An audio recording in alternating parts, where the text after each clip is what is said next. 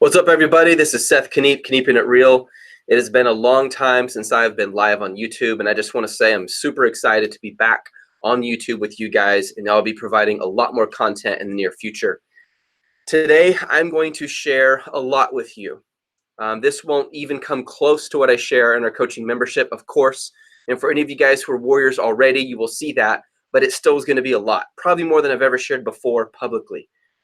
My goal in this training is two things. One, I want you to understand what it was like for me when I started selling on Amazon. What were the struggles? What did I have to go through? How did that challenge me and my family, my marriage, my heart, just a lot of different things. And then what did it look like to get to a point where we were doing millions on Amazon? And then how did that grow into just one dime? And then how can you do the same? But what I'm going to show you guys is going to be stuff that works today. So what worked 3-4 years ago for me is different than what works for me today. And I'm going to show you guys the difference between the two as well. I hope a ton of you guys get value out of this. The first part of this is just going to be straight teaching. I'm going to freaking just teach you guys and unload a lot of content.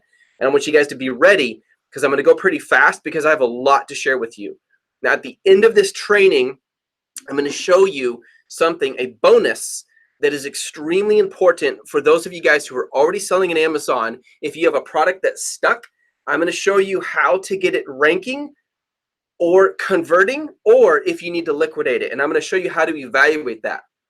And so stay here to the end because I'm going to show, for those of you guys who are already Amazon sellers, you're going to get a lot.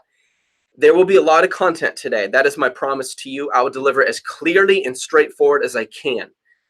In the chats at the end of it, I will answer any questions that I can. And at the very, very end, I'll be totally direct with you. I am going to invite you to join Just One Dime because our prices are going up in 2 days. It's not going to be some long, fluffy sales pitch. I'm going to be very direct with you and tell you what we're doing and how that's impacting the world. But regardless, whether or not you're a member or become a member, you're going to get a ton of teaching today on how to sell on Amazon. And I'm going to be super transparent with you again about my struggles along the way to get there. If there are any chats below that are snarky, I'll either ignore it, make fun of you, or delete it. In fact, I kind of like those because it makes it more entertaining. If any of them are crude, you will be banned. This is not a place, this community here doesn't have time to waste. Life is too short, and we're going to take every freaking second we can to make the most out of it, and that's why we're here today. And I would not be standing here today if I didn't make a choice a long time ago that I needed a different life for my family. And so I'm just going to jump right in. So it's great to see everybody. Thank you so much for the birthday wishes. As many of you guys know, I am a birthday child. I'm a Christmas birthday child. I was born the day after Christmas. So it was an awesome birthday. I got to hang out with my family. I have the margin to do the things I love with the people I love. And I continue to fight for that for others in over 90 countries. Hard to contain myself because there's so freaking much happening, you guys, in the world. We have an entire country who's reached out to us asking them to train their top businesses. Just when I was reaching levels I never knew we would. As many of you guys know, Amazon invited us to their headquarters. There were only 10 sellers on Amazon in the whole US who got invited, and we got invited. What an honor that was. Now, obviously, I can't share what happened in that meeting because I'm going to honor Amazon and the NDA that I shared, but I can tell you this for sure. Amazon wants you to succeed. Because if you succeed, they succeed. They are not the enemy. Can they be frustrating? Yes, but they do want you to succeed. And you guys are going to hear more about that soon. Okay, guys, I'm going to share my screen and we are going to go straight into it. I had the dream job. I actually worked for the richest company in the world. I outperformed 800 salespeople. And I was offered 2 coveted positions in the same week. I was offered to work for Apple Care as a manager or to work in the education sales department. Within the same week, Apple sent me 2 different letters. So you could really say I had it made. I even got to work from home. And there you have a badge from when I worked at Apple. I got access to the big corporation. They have massive offices here in Austin. So from an outside perspective, my life looked really, really peachy and good. And they paid, but the truth was, this is how I felt. I was unhappy. I was $24,000 in debt. I medicated with caffeine. That was the way. I would use my little pay raises to buy more coffee to medicate more. It was a horrible, vicious cycle. I'll never forget the day my boss asked me to create a tracker to track tasks. And then she asked me to create a tracker of the tracker to track our tasks. Now, I'm all about project management and tasks, and I understand the value of that because I have a team of over 20 people now that I work with. But having a tracker for a tracker for a tracker of tasks is like tracker inception. It's absolutely insane. And what happened is I started to lose my joy of working for this company that I loved. There was tension in my marriage. I noticed that I began to lose a sense of purpose. I began to grumble a lot and complain.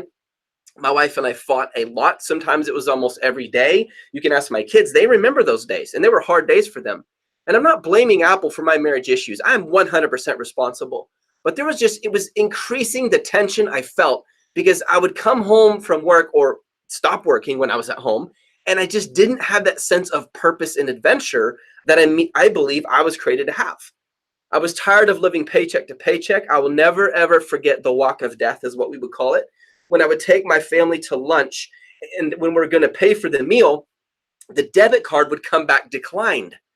And I hated having to walk past the waitress, past all these people who could hear what was going on, out to our little minivan to grab a checkbook, to bring it in, to write a check and hope that that didn't bounce or that I could get enough money in by that time. I was horrible at money management. I went through multiple walks of death like that before I realized something had to change. And I'll never forget the day where my boss shamed me. I was in a situation where I was made the scapegoat for a mistake that my boss made. And my boss blamed me for the mistake so that she would not get in trouble with her boss. And she did it in front of my subordinate in a very patronizing, condescending way. And I felt so sick. I felt so just disheartened and angry and shamed. I was sitting here on my computer. It was a video chat. I remember dragging one of the windows over her face just so I didn't have to look at her as I sat here, and I thought, something's wrong. This is not going to work. And after that meeting, my wife was standing in the room to my right. I'll never forget. And I turned to her and I said, Kimberly, I'm going to build a new life for our family. This has to change. And that's when I decided there has to be a change. Something has to happen. This is a picture of my wall in my office when I decided I'm going to stop living like everyone else. I'm going to stop trusting education to get me the corporate job, to climb the corporate ladder, to do all the butt kissing so I can have a nice, happy, fat retirement. That just makes no sense to me. How was I working for the richest company in the world, yet I'm in debt? How come I was offered 2 positions, very coveted positions within Apple within a week, and yet I was struggling in my marriage? I was snappy with my wife and my kids. Even my wife's dog didn't like me.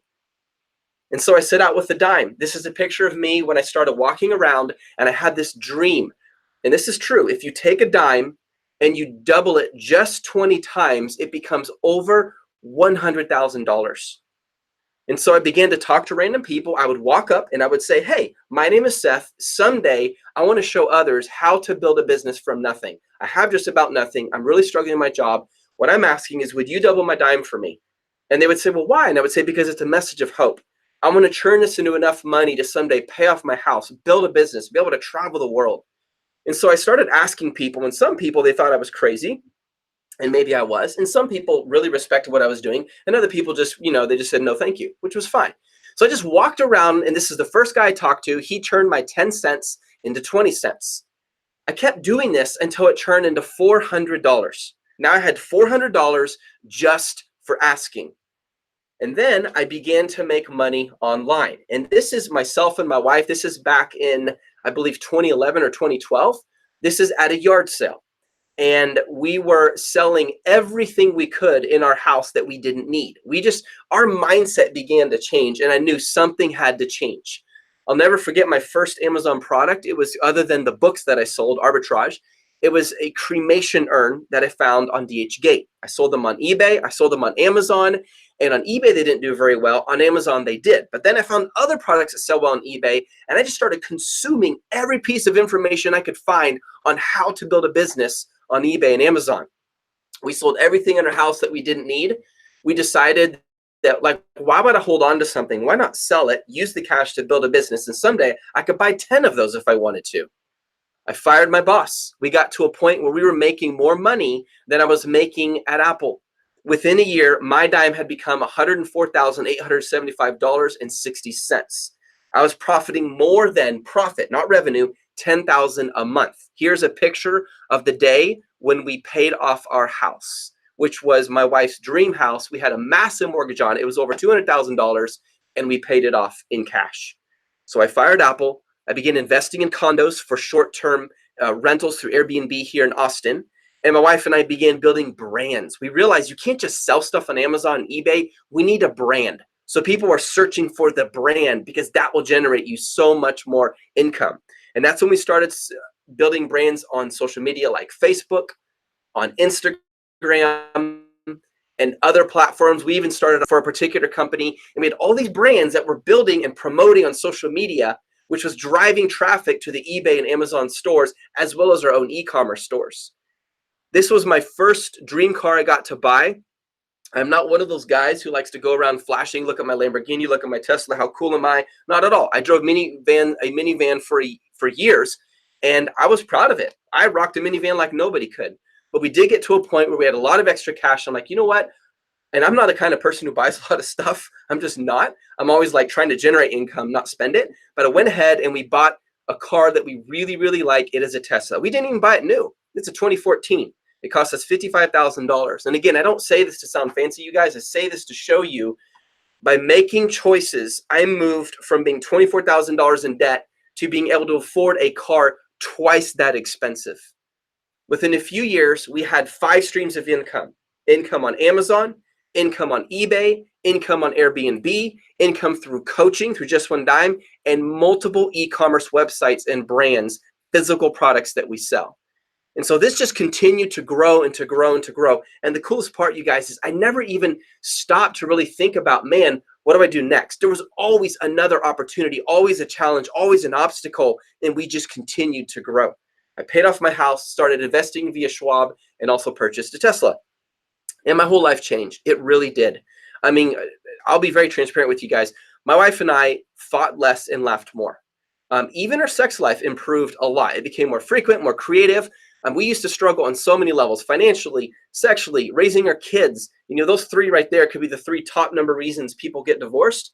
And thank God that didn't happen, even though we did get to a point where I was so selfish. My wife at one point in our marriage, like in 2010, was ready to leave me. Things had to change, and I had to change. I had to become a leader and decide I'm going to do something different. And I think, I'm not saying entrepreneurialism will fix your marriage, but I think it forced me to grow up a lot. To be an entrepreneur, you really have to grow up. You just have to grow up. If you're a baby, if you're a whiner, if you're a complainer, if you're a negative person, you won't make it. You won't ever be wealthy. You probably won't unless someone hands you a bunch of money. I had to grow up. And by growing up, it actually made me a better husband to my wife, a better father to our kids. They began to see a new passion. They wanted to be like me. Now, all of my kids at one level or another are entrepreneurs today, which I'm very proud of. One of them is a business partner to me for a very successful growing company. My wife and I started to work out harder. We started to eat less sugar. We just started to feel more confident. We had more purpose. We wanted to do something with our life. My wife now today, she's a model, and she's absolutely beautiful. And she lost a lot of weight, and she became very fit, partly as a result of this change in how we view life. I had freedom now to take my family to dinner or to visit almost any country in the world. And the most important point, you guys, I want you to know, because I could talk and talk and talk about how great it was. The most important thing is Seth Kniep, had to change. There had to be purpose, and I had to grow on the inside. And I promise you guys, your number one challenge will never, ever be Amazon, eBay, e-commerce, Pinterest, Instagram, Facebook, real estate, rentals, none of that. It will always be you. You will always be your challenge. I will always be my greatest challenge. And until you believe that, you'll really, really, really struggle to succeed as an entrepreneur. That was the biggest point for me, and I had to change. Well, out of this, I began to do YouTube videos. I had 27 subscribers. My friend Lonnie Honeycutt, he used to work with me at Apple. He was part of the team that I managed. He left Apple first. I really admired him. He motivated me to start thinking about being an entrepreneur. And he started interviewing me and telling everyone about my YouTube channel, which was really pathetic. I had some old videos on there that I was very embarrassed about and later made them private so people couldn't watch them. Well, I just started sharing what I'm learning. I began to teach people what I'm learning. And today, I and a team of Amazon expert coaches. And guys, when I say Amazon expert, I don't say that lightly. Let me explain what I mean by Amazon expert.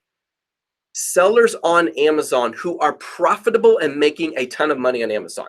That's what I mean by Amazon expert. Whether that's 30,000 a month, 200,000 a month, several million, all growing and getting better at it and profitable. That's what I mean by expert coaches. We lead a community of thousands of Amazon and e-commerce sellers who are finding financial freedom by learning how to build passive income streams. We are not a guru with the course. I do not have all the answers. The reason I have a team of coaches is because there's no possible way one person could know everything you need to know to succeed. That's why I have multiple mentors. We are a coaching company, and I'm so proud to millionaires. And there you can see an example from one of our road shows. This was in Florida. We began to start teaching around the world. We've been in London, we've been to China, we've been to Florida, Austin, of course, I live here, Los Angeles, Orange County, New York, all these different places as we continue to teach people both online and in person. So what I want to do, guys, I just wanted to give you that overview. I don't want to make this all about me, but I think for those of you guys who don't know me as well or who have asked questions, you deserve to know, what was it like? How did I get to the point I am today? And when I say to the point I am today, I have not arrived, okay? I'm a millionaire who still wears jackets that my wife finds at Goodwill, and I'm proud of that. I don't care about the brand. I don't need a certain image. I didn't buy a Tesla because I want to show off. I bought it because I really like the car, and it's fun to floor it and get up to 60 miles an hour in like under 3 seconds. It's amazing. It's like being at a ride at Disneyland or something. I don't need that. What I want you to know is it's not going to be easy. It's going to be hard. And if anyone tells you it's easy, they're lying. But I will tell you this, just one dime as a team, myself and the coaches, we have an extremely high success rate with our students because we're living out of our own experience. We are not first marketers. We are first e-commerce sellers. And the marketing we have learned is so that we can make our businesses better. It's a byproduct of being e-commerce sellers. I was an e-commerce seller long before I was a coach, but I do love coaching, and I'll probably do it to the day I die, whether or not it makes me money. And if any of you guys decide to be a coach, let me tell you in advance, it's not passive income. It's much harder than Amazon, but I do it because I love it. Okay, really quick, I just want to make sure my screen is still sharing. Okay, cool. All right, guys, I will continue. Oh, thank you. I appreciate it. No problem. Okay, awesome, guys. So now I'm going to take you guys straight to a ton of content. I'm going to move somewhat quickly. I want you to know something. What I'm about to tell you is not theoretical, okay? This is what we have learned and are learning by making tons of mistakes along the way. If you have a notepad and a pencil or a computer, I recommend you write these down. I'm not sharing the slideshow later. Here we go. 9 steps to building an extremely profitable Amazon business in 2019. Now, first of all, I just want to give you an idea of the perspective. Amazon is the fastest growing Fortune Global 500 company. In 2017, their profits increased by 27.9%, which is amazing with a company that big. Because for those of you guys who know business, the bigger a company it is, each time a percentage goes up, that's a bigger success than if it's a tiny company. You know, if you're just doing 100 a month and you go to 200 a month, you double. That's awesome. Woohoo. But if you're doing $1 billion a month and you go to 2 billion, that's amazing. Amazon did 3.03 billion in net profit in 2017. They're the 184th most profitable company in the world, which is also mind-blowing because as you guys know, and guys, take this as a really, really helpful advice for your future businesses. Amazon was willing to not be profitable sometimes for years so that they could get more market share and get more people within their system and then make a ton of money. So they're always thinking, what will my future self thank me for? And that's what I do when I'm trying to make a difficult decision in my life. What would the older Seth thank the younger Seth for? In 2018, Amazon was the top ranked brand as of today with a brand value of approximately 180.81 billion. And there you can see they have climbed like crazy. Now, guys, think about this just for a minute. Do you know that the majority of people who buy products in the US, approximately 89% of US citizens, when they buy a product, guess where they go? They do not go to Amazon. They do not go to eBay. They do not go to Craigslist or any e-commerce website. They go to a brick and mortar retail store. Do you realize what that means? We have people in our community who are literally making millions a month, profitable, not just revenue, profit.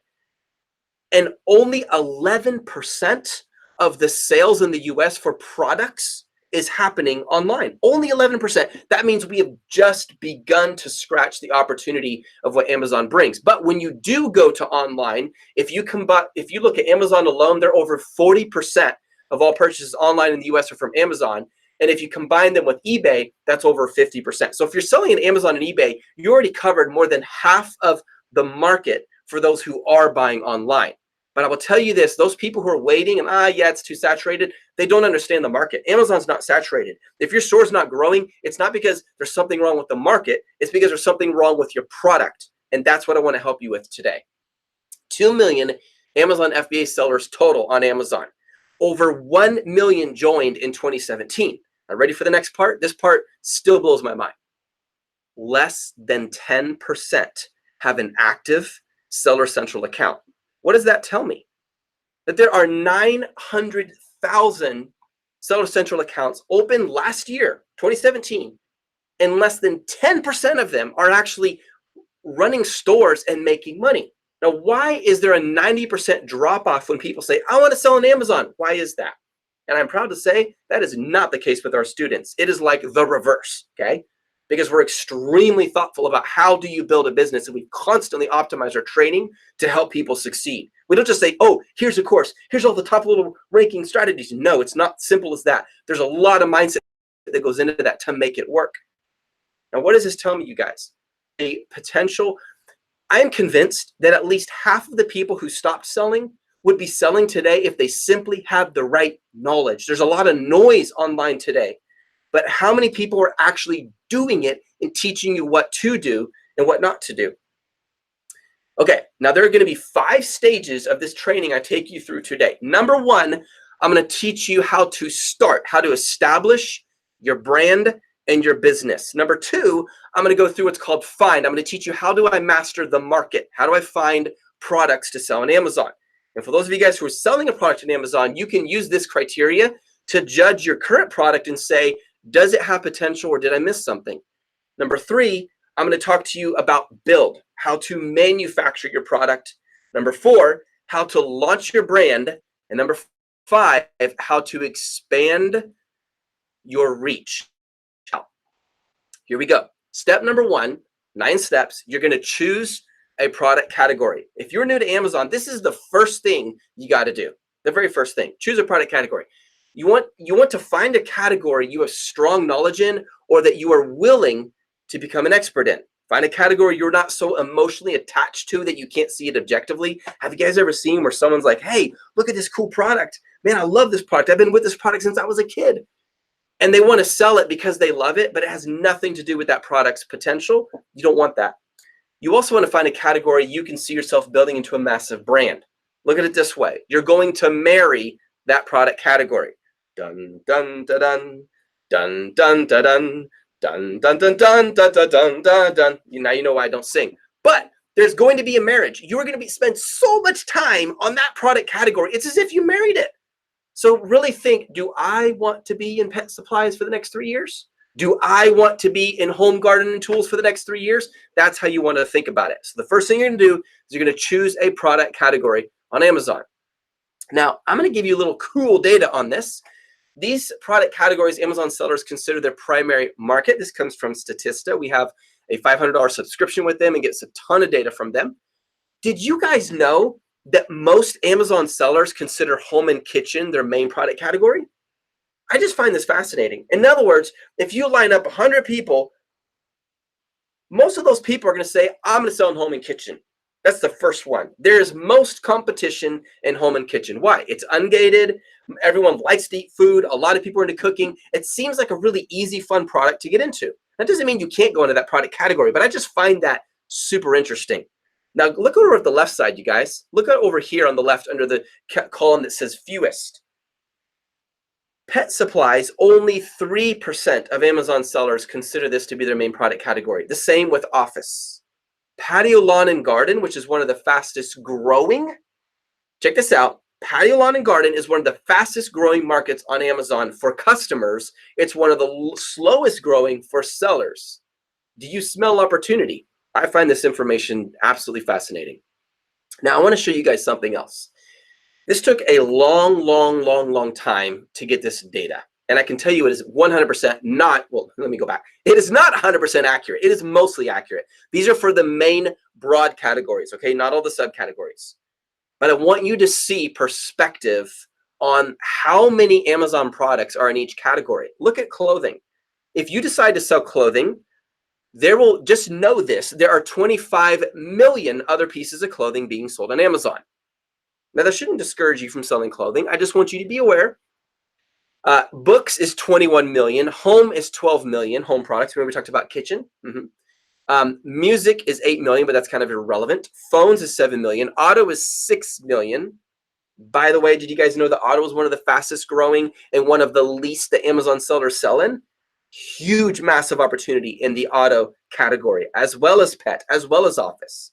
Now, if you go all the way down to office, I mean, it's still a lot of products, 2 million. Let me go to the next page. Now you can see how it gets really tiny all the way down to 7,092 gift cards on Amazon in the main product category. So I'm just giving you guys perspective on where, if you think Amazon's saturated, first of all, that doesn't even make sense, because saturation has to do with too many products or too many kinds of products for a certain niche. You can always find a sub niche of something that is growing.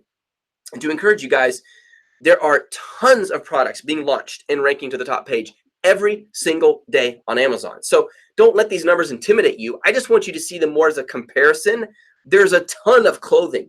So if you're going to go with clothing, make sure you have a niche built out and a brand you understand, because for you to rank to the top page is a little more difficult than if you're in office. All right, step number 2, you're going to choose a brand name. Now, why would I spend time on this? It is so important you know your brand, because, let me explain, Amazon is beginning to favor the legitimate, strong brands. They're really supporting them, and there's a reason for that. It means you're doing things right. You're not gray hat, you're not black hat, you're doing it the right way. So choose a name that resonates with your exact audience. For example, Lolly Lumps is probably not a natural fit if you are selling clothing.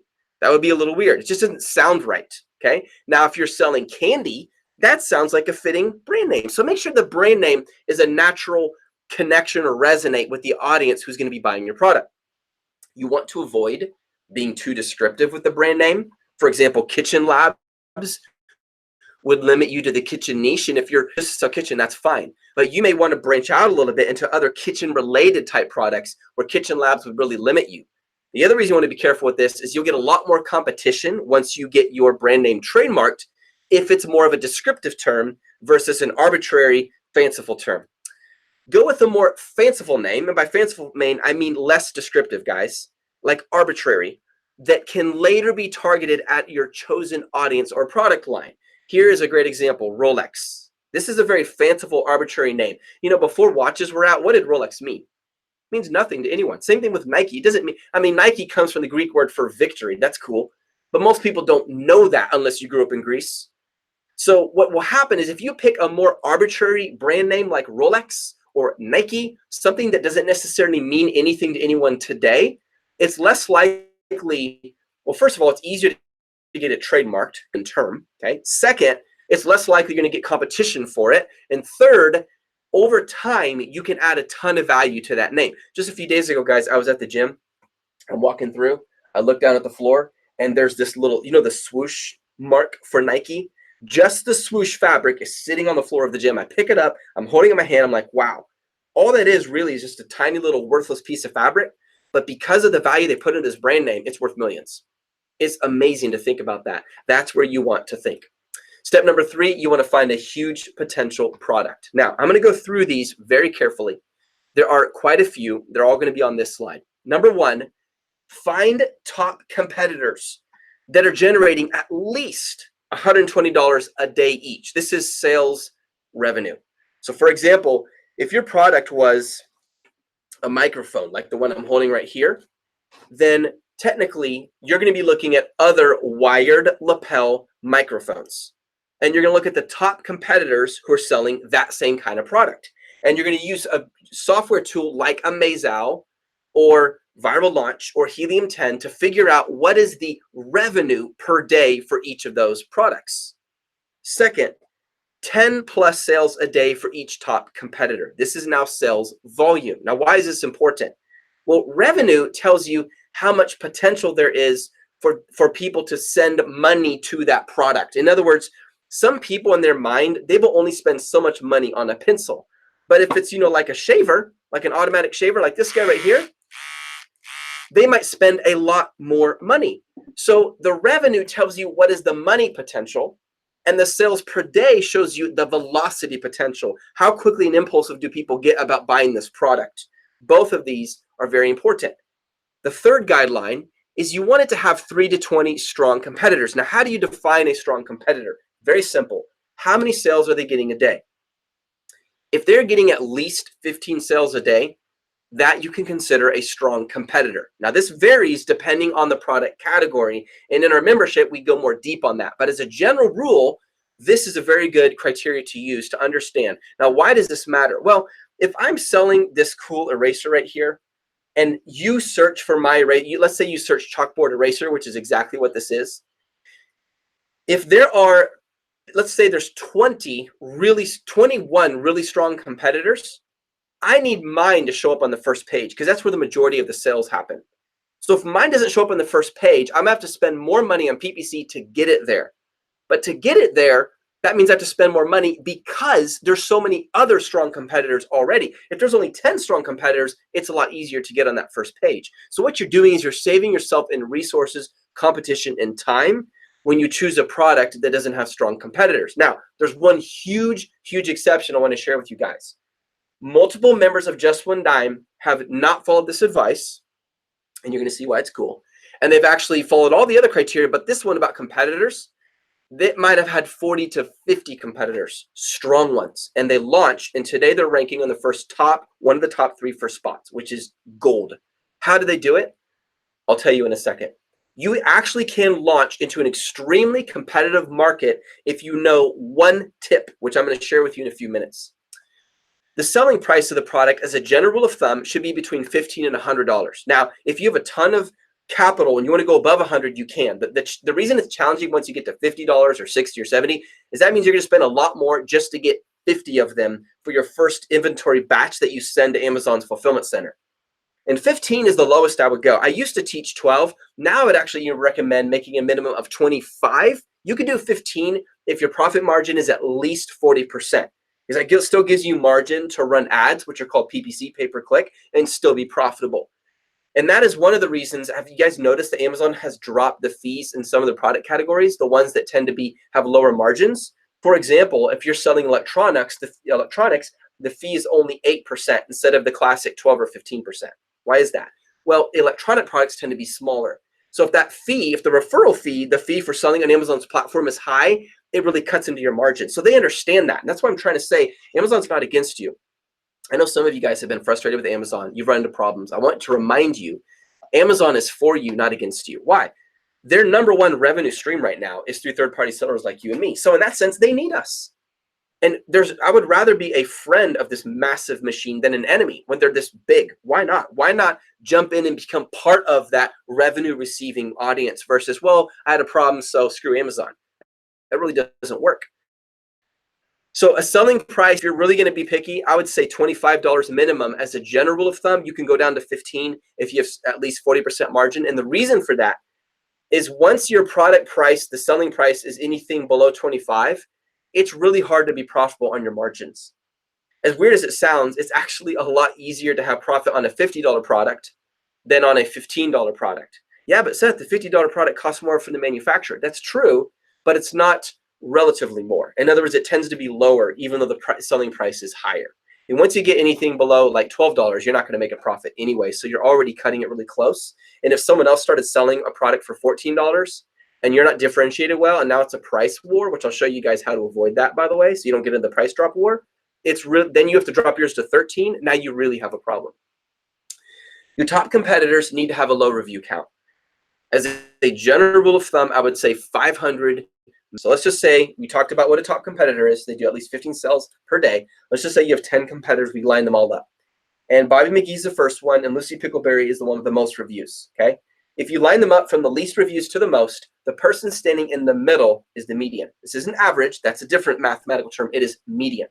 So as a general rule, I would say 500 minimum. Here's another way of looking at it. If you get them down to 200 median, that's really good. Or if your competitor with the greatest number of reviews has less than 1,000, that is awesome.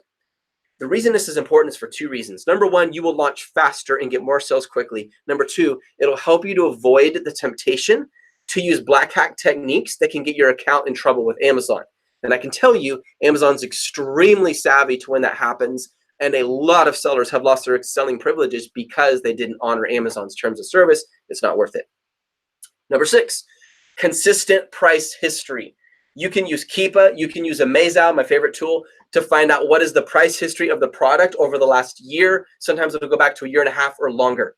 Why does this matter? Well, if you are looking for a product right now and you're like, oh my goodness, Seth, this product, it's selling like 20,000 a day. Yeah, but will it be doing that in January? You know, it's Christmas time, right? Or right after Christmas time. So you want to be careful with that. Make sure there's a consistent selling history on that product over a period of time so that you know how seasonal it is. Well, Seth, I don't sell seasonal products. It's bad. It's not bad. Some people, that's all they do, and they're millionaires. You can sell seasonal products. The question is, what is your business strategy? Some people, they work really hard during the holidays, and they have off the rest of the year. Kind of like a teacher, except they're working during most of the year, and then they have off during the summer, but not always. You get the idea? So understand the market. If you know that December sales are really high and January is lower, you're going to save a lot of money from December to keep you going through January, February, especially during Chinese New Year. So don't look at, oh man, if its price is going up and down, that's necessarily a bad thing. It could be a seasonal thing, and that's not necessarily bad. The question is, what business model do you choose? However, let me share this. If you notice in the price history a lack of consistency, in other words, it's not just always going up in June and July because it's a kite, or maybe here's a better example, a beach ball. A beach ball obviously is going to sell better in the summertime, right? But if you notice that its consistency, it's fluctuating isn't consistent. So it still fluctuates, but it's really random. That could be a sign of a very insecure market, okay? And if it's an insecure market, I would not invest in that market. It's very similar to stocks and bonds. Number 7, guys, less than half of the top competitors are the same brand. This is really important. This question comes up a lot. How do I know if there's a lot of brand loyalty to this super cool Renaissance coffee mug that Seth Kniep is holding right now? How do I know? Well, if you notice that of those top competitors, at least less than half of them are the same brand, that's a good sign there probably is not major brand loyalty. But if half of all the top sellers are the same brand, they're selling different versions of it, they might have majority market share. It's going to be harder for you to break into that market. You might have to spend a lot more time and money to get there. Profit minimum should be $8. I would not go lower than 8. Again, if you're at $7.50, it's not the end of the world. But just as a general rule of thumb, you have to have so many sales to make money if your profit minimum is anything below 8. And your margin should be between 40, ideally 50%. Why is that, Seth? Well, this is before PPC. Remember, after you spent the money to build the product, to have it shipped, that's called landed cost, as well as all the referral fee, the storage fee, as well for selling on Amazon, and the FBA fulfillment fee. They have 3 different fees. What do you have left? Well, Seth, I only got 10% profit left. Well, then you don't have enough to launch using PPC. What's PPC? That's Amazon's advertising campaign. You need that margin, especially because you don't know what the market will do. You also need that cushion as well in case you do need to add something to improve either the perceived or real value of your product. If you lose that margin, you lose your money. So again, I would use this as a general guideline. Now, it's extremely unlikely, guys, that any product you find to sell on Amazon is going to have all of these criteria matching perfectly. Don't look at it that way. Look at this as a guideline. If at least 70% of these match well, you are in a good place. I'm just giving you the ideal world as a barometer to help you be wise in the picking of a product, because there is nothing more discouraging than spending a lot of hours and time. I've done it, launching a product and it doesn't go anywhere, and you go back and go, man, I wasn't careful enough. I didn't look at the criteria. This isn't going to work. No matter how I look at it, it's not going to work. I just have to cut tackle, let it go, throw it off the ship and move. I have to liquidate what I have. Otherwise, I'm at a greater loss. Okay, now I'm going to give one more. And this is what I was referring to earlier. where you can actually enter an extremely competitive market and make millions, and I do not use that word lightly, millions. Strong differentiation potential. What I mean by that is when you are researching your products, if you think that because someone else is selling a coffee mug, all you need to do is stick your sticker on there and sell yours, that's private labeling, it won't work. There may have been a day where that did work, but you need to provide a solution better than anyone else. And sometimes your product might look completely different than the competition, but it's serving the same purpose. Let me give you an example. If you walk into the sun, like me, I'm a very fair-skinned person, I'm a redhead. Do you find that within just maybe half an hour, you begin to feel quite pink? You begin to feel like a lobster. Well, I definitely that. Well, I have fair skin. I burn easily. You know, a dark-skinned person won't burn as quickly as I will. So what do I do about that? Well, I got a few options. I could put sunscreen on my face and on any open parts of my body. That's one way. I could put a hat on. That's another way. You know, I could also do an umbrella. I'm not going to do that. So unless it's raining. So I have three options. I got an umbrella, I have sunscreen, and I have a hat. Three different products, but they're all serving the same purpose, skin protection or sensitive skin protection. You see? Do you see where I'm going with it? Let me use another example. Do you guys know that brushing teeth has been around since the days of the Egyptians, thousands of years ago? But do you know that flossing has not been around much more than 100 years? Yet they do kind of basically the same thing. Not exactly. I know floss has a little, their general purpose is the same, clean teeth, right? So how is it that floss has made so much money and grown into such this big brand? And then, like, how did they do this? What happened? It's because someone found a better solution to a problem using a completely different means. In fact, most dentists will tell you it is more important to floss. If you have to pick between the two, floss versus brush. Just drink a lot of water and floss, you should be good. The same is true when you're researching products. Don't just think like this. Hey, look at that mug. I'm going to sell one too. Well, I'll just make mine look a little cooler. You could try that. It's risky. You might say, look, okay, their handle is it's uncomfortably thin. We need a thicker handle. No one else is doing it. You're going to manufacture your own. That's good. I'm not against that. But you also might consider selling a completely different kind of product. Let's say what's unique about this mug is it keeps the tea warm. And it actually does. That's really good. This tea, by the way, is from Turkey. Thank you, one of you guys who sent me this. And you wrote it in Turkish. I couldn't understand the name, so I can't thank you back. But thank you. I need to learn Turkey now. But let's just say that what's unique about this product is it keeps the tea warm. Instead, you have several options. Instead of just selling what they're selling with a different brand, that's silly. You're not going to make money. What if you used a different material that keeps it warmer? Or what if you did something completely different? What if it was a coaster that keeps it warm? See? What if it was a USB cord that keeps it warm? There could be all these other ways of accomplishing the same purpose. That's what I mean by point number 9, strong differentiation potential. Okay, let me go back and make sure we're still live here because I can't see you guys, by the way. Okay, cool, awesome. Great to see you guys. Okay, I'm going to keep going. Guys, I'll take Q&A at the end of this, I promise. So let's keep rolling. All right, so these are the 9 things I think you should strongly consider for when you're looking for a product to sell on Amazon. Now I'm going to give you the next step. Step number 4 is differentiate your product. Listen, everyone here, please hear what I'm about to tell you. This is the number 1 most avoided step of all Amazon sellers. And I could guess that 80% of all the questions I get on Instagram, Facebook, email, and YouTube comments, the solution goes back to this. Did you differentiate? You must differentiate. What I mean by differentiate is you made it different. You made your product different to make it better than your competition, to make it stand out. With differentiation, you will give Amazon shoppers a reason to buy from you instead of from the competition. You will be able to begin building a brand based on your unique product offering. You will make it difficult for competitors to copy you. You can charge more than your competition. And remember we talked about those price drop wars where your competitors drop their price? And now you're like, oh man, they're getting more sales. So you drop your price. Guess what they do? Well, they drop their price. Guess what you feel like doing the next morning? Drop your price. And before you know it, no one's making money.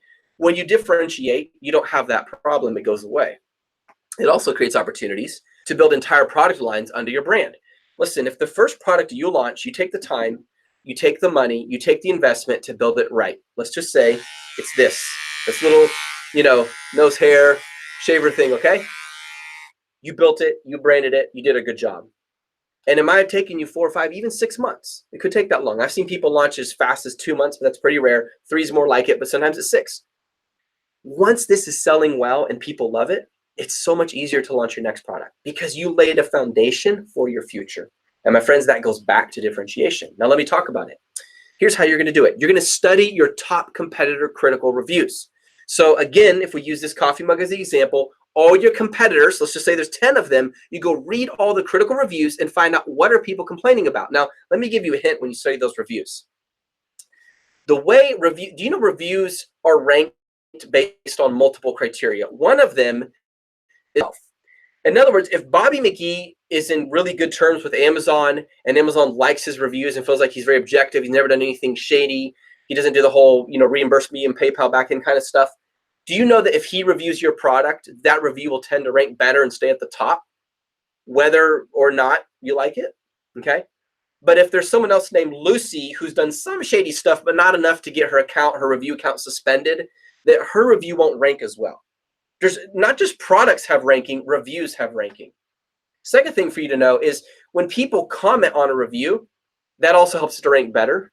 In the past, when people upvoted a review, that helped it as well. There's questions today on whether or not that still works. For example, in the past, if people took your product and put it on their favorites list or favorite shopping list, that would make it rank better. Today, it doesn't work anymore. We've tested it multiple times.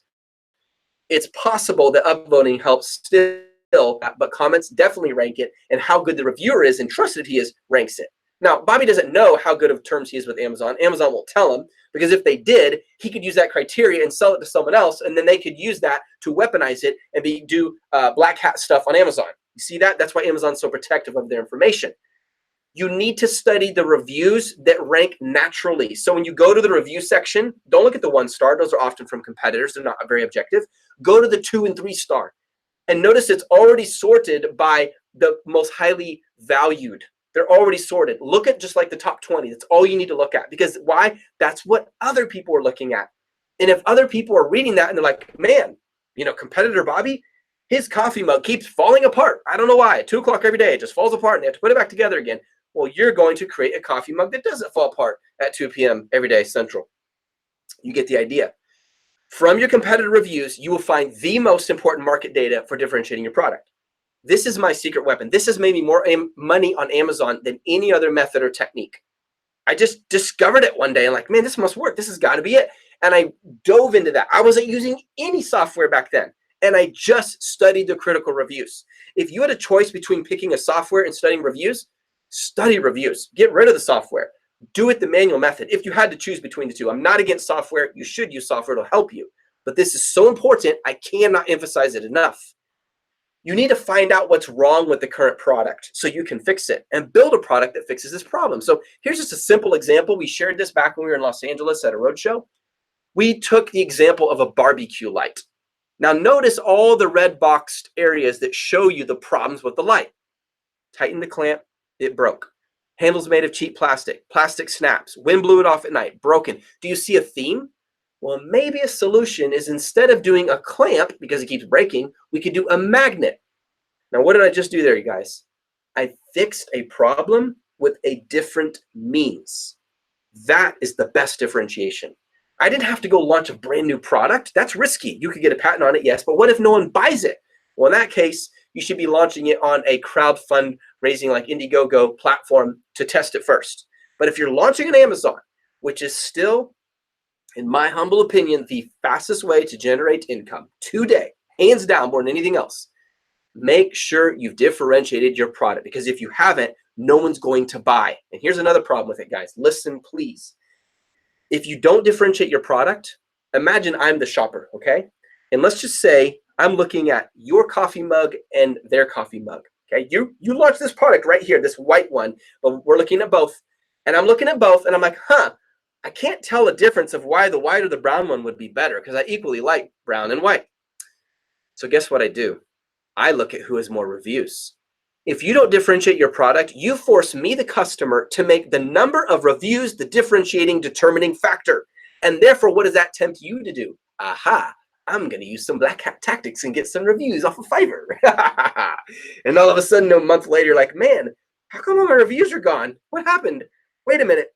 No one can even leave a review on my product, because Amazon found out not only did they remove all the reviews and maybe swipe away some of the legit ones too, they made your product unreviewable. In other words, it's a compromised product in their mind. If it had fake reviews, it shouldn't get any anyways. Amazon's done this. Now, to be fair, some innocent have been taken out with the guilty, and that often happens. But it's not worth it, you guys. So if you differentiate your product, you remove the temptation to use black hat tactics to succeed. You see, what you're doing is you're building a legitimate business that's sustainable. And the best part is you sleep better at night. Okay, step number 5.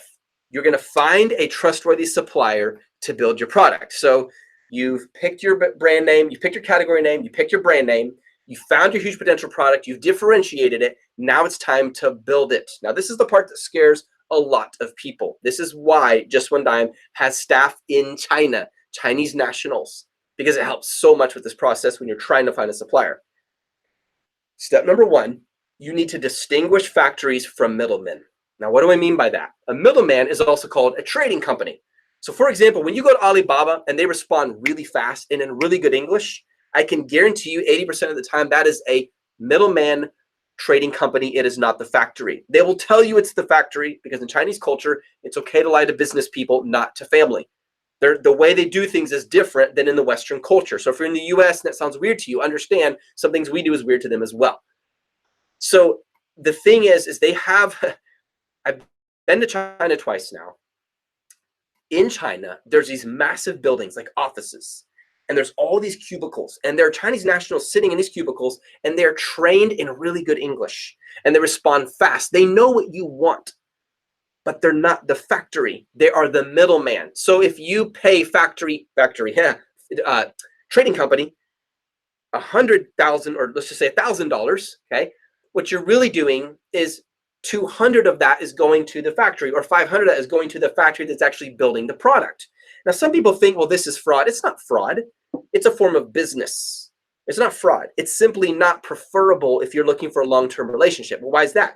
Because if you order products today and get a great price, and sometimes trading companies can get you better prices because they have contacts with a ton of factories. There's a factory with a bunch of leftover products. All they need to do is change the color. It's simple. It's cheap. They want to get rid of that sitting inventory.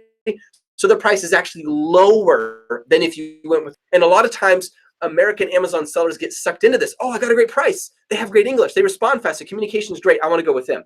Probably a trading company. Again, it doesn't mean it's bad, but here's the problem. Let's say your first shipment of products is these tea mugs and you launch them on Amazon and you sell faster than you expected. And by mid-December, almost half of them are gone. So you decide you're going to order more before Chinese New Year gets here in February. And they say, sure, no problem. And all of a sudden the price changed. Why did it go up? Well, you feel kind of obligated to stay with this factory, I put that in quotes because it's not really one, because you've already built a relationship. You don't want to go find a new one. You don't want to lose time. You need to hurry. Like, why did the price go up? Because they went and found a different factory, because the other factory got rid of the inventory they didn't want, and they don't want to sell you anything. But another factory will do it, but you have to pay more so the trading company can make money off of you. This is very, very common. A lot of Americans get deceived by this. So how do you do this? Now, we go super in depth. We have a whole training thing on how to distinguish, but I can tell you some broad stroke ideas on how to avoid this. Number 1, if they speak English, chances that they're a trading company is much higher. You can use WeChat very easily. I use it all the time. I'm actually learning Chinese. Ni hao ma. I'm learning Chinese, and on WeChat, I can write something in English and she can translate into Chinese and vice versa. You simply hit a button and boom, it's done. That simple. So let me do this right now. I hope maybe I can show you guys. You're probably not gonna see it so small, but it's very, very simple. That's one way. Number 2, get someone to find one for you. Get someone, a sourcing agent in China, to find you a factory. Are you gonna pay them a fee? Yes, but if they will also give you the factory's name, and by the way, Just One Dime for our members, we give them the name. We don't say, oh, here's a sourcing agent, give us a fee, but you don't get to know who they are. That's a secret. No, we give them the name. Why not? So they can continue to work with the factory years down the road to benefit them. You see, it really helps if you know someone in China who knows that. There's other ways too. I don't have time to go through now, but let me keep going. Find a molding company if your product is extremely unique. If it requires a completely different look or build, find a molding company. And I would not go to Alibaba for this. I would Google Chinese molding companies. Make sure they're not on Alibaba. Why is that? Most of the time, when you find a molding company in Alibaba, it is not a molding company. It's a supplier who may build some of their products. They may act as a trading company for other products, and they're going to go hire some other company they know that's not on Alibaba to build the mold for you, which means you're not only going to pay more, but then after they've built that mold for you that you just dropped several thousand on, they're now going to produce that for other Amazon sellers. Well, look at that. I have other competitors and they're selling my exact model. How did they know? Well, that's because it really wasn't a molding company you were working with. So you can find molding companies that actually aren't on Alibaba, have no interest in Amazon. And another tip is you can have your logo or your brand name embossed on the product. Because once a mold is built, you can't remake it. You either use it or break it. That's it. So if it's embossed on the product, it's really, there's that factor. Another Amazon seller would not be interested in having that factory produce the same mold with your brand name. And you could quickly get them removed by filling out an IP infringement request on Amazon. Number 3, use Gold Star and assessed supplier filters in Alibaba and start with samples. Alibaba's received a lot of bad rap, and it gets a lot of bad rap from people who are competitors to Alibaba. But I'm going to tell you some facts, ladies and gentlemen. Alibaba is extremely similar to Amazon, extremely. Not only are they led by a team of people who are extremely picky about fraud. Not too long ago, it was a few years ago, they fired a whole bunch of their people who were receiving payments under the table to get Gold Star status. They fired them. It hurt the company for a while, but they did it because it's the right thing. I have never had a single problem with Alibaba. I have had problems with suppliers. If you use trade assurance when you purchase your product and you only do 30% down, then they produce the product. Then after you have a product inspection conducted, you pay the remaining 70, you're in very safe place because you won't give them the remaining 70 until they can show they built the product exactly as you want. If you use assess suppliers only in Gold Star, it's a very strong chance you're working with a reputable company. Be extremely specific on exactly what you require when you sign the contract. So if you use trade assurance in Alibaba, there's a contract you will sign. You need to put in specifically what, don't just say, I want a green glove, okay? Is that, puke green, yellow green, what kind of green are we talking about? Now, if you give them an actual Pantone code or a hex code, hey, it's got to match this, now they have something tangible to go off. And if they don't follow through, you don't pay them the 70% until the product inspector has assured it's done well. That's what I love about the Just One Dime community. It is full of people with contacts to product inspection people, suppliers, factories. I mean, ones you can trust. Hey, I've worked with this person for the last 3 years. Here's their information. That's the community it is, and that's what I love about the people here. So these are the main steps when you're finding a trustworthy supplier to build your product. Now it's going to be twice a year. We go to China. We lead a whole team of people with us, and we teach them how to source. And each person gets their own translation assistant. They get to walk the markets of the largest small commodity market on the earth called Iwu. And in that process, a lot of our members have been able to meet up with their supplier and build a relationship with them. The best fact find will be one in a dingy warehouse. It's probably family and friends running it. There's probably yellow lights hanging from the ceiling and squeaking because they don't waste money on operating costs. And they have a state-of-the-art machine sitting in the middle that produces a badass product. That's the kind of supplier you want. Now, again, we go way deeper on this in our training, but I still want to give you guys, these are the most important steps you need to know when finding a supplier. Always include a post-production product inspection.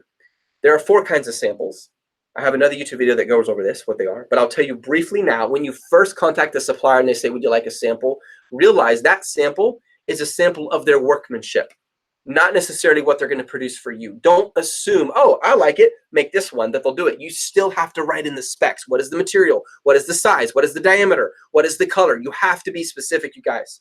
This is your business. You need to protect it. Treat it like you would your own child. You wouldn't just, order something random for your kid. You would make sure the cotton doesn't hurt their skin, or if wool makes them itchy, you're not going to get wool. You'd make sure it's the right size. Treat it like a newborn baby. Really, really take care of it and be specific on these details. Don't miss out on this. Don't just assume there's just an agreed understanding, especially because there's already going to be a language barrier between you and the supplier, particularly if they're in China. The way a product inspection works, and most people don't know this, and some of you guys are going to think this is a little crazy. They don't inspect every product. Very rarely do they. That's almost unheard of. A lot of people who are new to this industry think, oh, you'll inspect every product. Well, most of them don't. It's considered standard to do 10 or 20 or 30% of the products. And what they do is a super thorough inspection on those. So when they open the box, you tell them what you want them to do. If it's a ball, make sure it bounces. If it's a toy and it makes a sound, make sure it squeaks. If it's supposed to be this color, take a picture. They do a full-on product inspection report to make sure you are totally aware of anything. And they'll get down to even if there's a hair or a smudge, a little, what do they call that? It's a dent, but I forget the word for it. A pivot or a dent in the product, anything at all that's wrong. Even with the retail packaging, they inspect that for you. And they'll do around 20, 30% of those to give you a general idea of how many. Now, when you order those products, if you ordered 100 and 110 show up, I'm like, wow, that was nice of them. It really wasn't nice. It's because, let's just say it's fabric, and it's this big piece of fabric, and they were almost to the end, but they didn't use it all up. Well, instead of just throwing that to the side, they're going to finish using it up and send you extra. The same is true the other way. If you order 100, you only get 95. Don't freak out. That's also normal. It's considered industry standard. How can that be, Seth? I'll tell you. Well, they ran out of fabric, and they're not going to spend $300 to buy a whole new piece of fabric for the particular color you want just to use a little tiny portion of it. They won't be profitable. So in that case, you could end up with a few more or a few less of your products. I'm trying to help you guys have realistic expectations on what to expect when you work with a supplier. Some people think, man, if they sent me one fewer, I'm being screwed over. Not at all. This is normal. This is considered standard. And the same thing with a product inspection. But I can tell you this, if that product inspection passes and it's a really high grade for 20% of the products, it's extremely unlikely that the other 80% would also be faulty. Why? Well, they're using the exact same means to produce it. So what are the chances that if 20% are good, that others are not? You see what I mean? When you're dealing with a factory, the process is so consistent and so standardized, you only need a sample of it to know that all of it is good. Hope that is helpful to you guys. Last point on this, require DDP shipping directly to Amazon's fulfillment center. Now, some suppliers, most suppliers, will have a freight forwarding company that they work with. Some freight forwarding companies have a relationship with Amazon. They have an account with Amazon, which gives them priority when shipping the product to Amazon's fulfillment center. Others don't, which means if they don't ship it within a certain window, your product getting into the warehouse, or I should say fulfillment center, Amazon does not like to call them warehouses, will be delayed 2 weeks, maybe 3 weeks, maybe more, because there's a small window you have to meet. And if there's something like bad traffic and the truck doesn't get there fast enough, then boom, you just have to wait and it's going to be delayed. So you want to find out if your supplier has a relationship with a freight forwarding company that has an account, a preferred account with Amazon. If they do, tell them you want DDP. That means deliver, duty, pay. That means it will show up at the fulfillment center. You don't have to deal with all these documents and signing and customs. They handle that for you. Most large freight forwarding companies have a built-in customs agent who can manage the majority of that for you. Now, could it be delayed and get an inspection in light of the tariffs? Can the freight forwarder control that? No. That's everyone's dealing with it. We're dealing with it. Some of you guys are dealing with it. That is part of the industry right now. But the reason I'm actually excited about the tariff wars, I know some of you guys are like, Seth, these are horrible. It's opening up opportunities for other countries to have a chance to become suppliers. And for the longest time, one of my dreams has been to see Mexico and India, South Korea, the Philippines become also regular suppliers working with Just One Dime to produce products in a way that competes with China, which drives the prices down. In fact, the Chinese government has more than once controlled the value or the inflation of the Chinese yuan, the RMB, their own version of the dollar, because they realize their cost of living has gone up, which means their prices have gone up, which means they're not as competitive back in the days when Sam Walton started Walmart. Include a card insert as a lead magnet. Now, what does this mean? For those who don't do this, my guess is you're not thinking about building a brand yet, and I would encourage you to do so because your future self will thank you for it. What I mean is when you ship your product like this, you want a little card to go with it, and that card is going to have a link and a very motivating reason to go to the link. It could be, hey, get your lifetime warranty if the product suits a lifetime warranty. It could be, hey, get the 7 funniest ways to drink coffee, or a full-on video on how to use the product. Let's say your product is a little more complicated than most. There needs to be a reason for them to go to a landing page. Now, when I go to the landing page, pretend I'm your customer. I'm going to type in that web link you give me, and you better make it simple, because if it's long and complicated, why would I do that? You're reducing conversion. It needs to be what's called an upside down landing page. No menu at the top, no menu at the bottom. Don't give me a bunch of buttons to click. You're reducing your chance of getting my contact info. It needs to say, get your boom, and whatever that high value thing is. It could be an ebook even, it's right there. And then there's a little box, and inside it says name. I'll type in my name, so I type in my name. And there's another box, and it says email. Email, so I type in my email. And I hit the big button that says, get it now. Boom, I hit that button, you have my email. Now, what does that mean? This is so awesome, guys. Now that you have my email, if I have a Facebook account, you can target me on Facebook for your next product launch. So when you do a new product, you can have a whole, 10,000 customer email profiles that you are targeting your ads towards on Facebook. We have a Facebook ads expert as part of Just One Dime. Every Friday, he adds a tip and answers any questions in our advanced group on Facebook, specifically for these kinds of things. So that it allows you to build a customer profile. I was just listening to an interview on a podcast the other day by, I think it's Joe Schreiber with Agora Financial. He turned a company from 30 million to 300 million.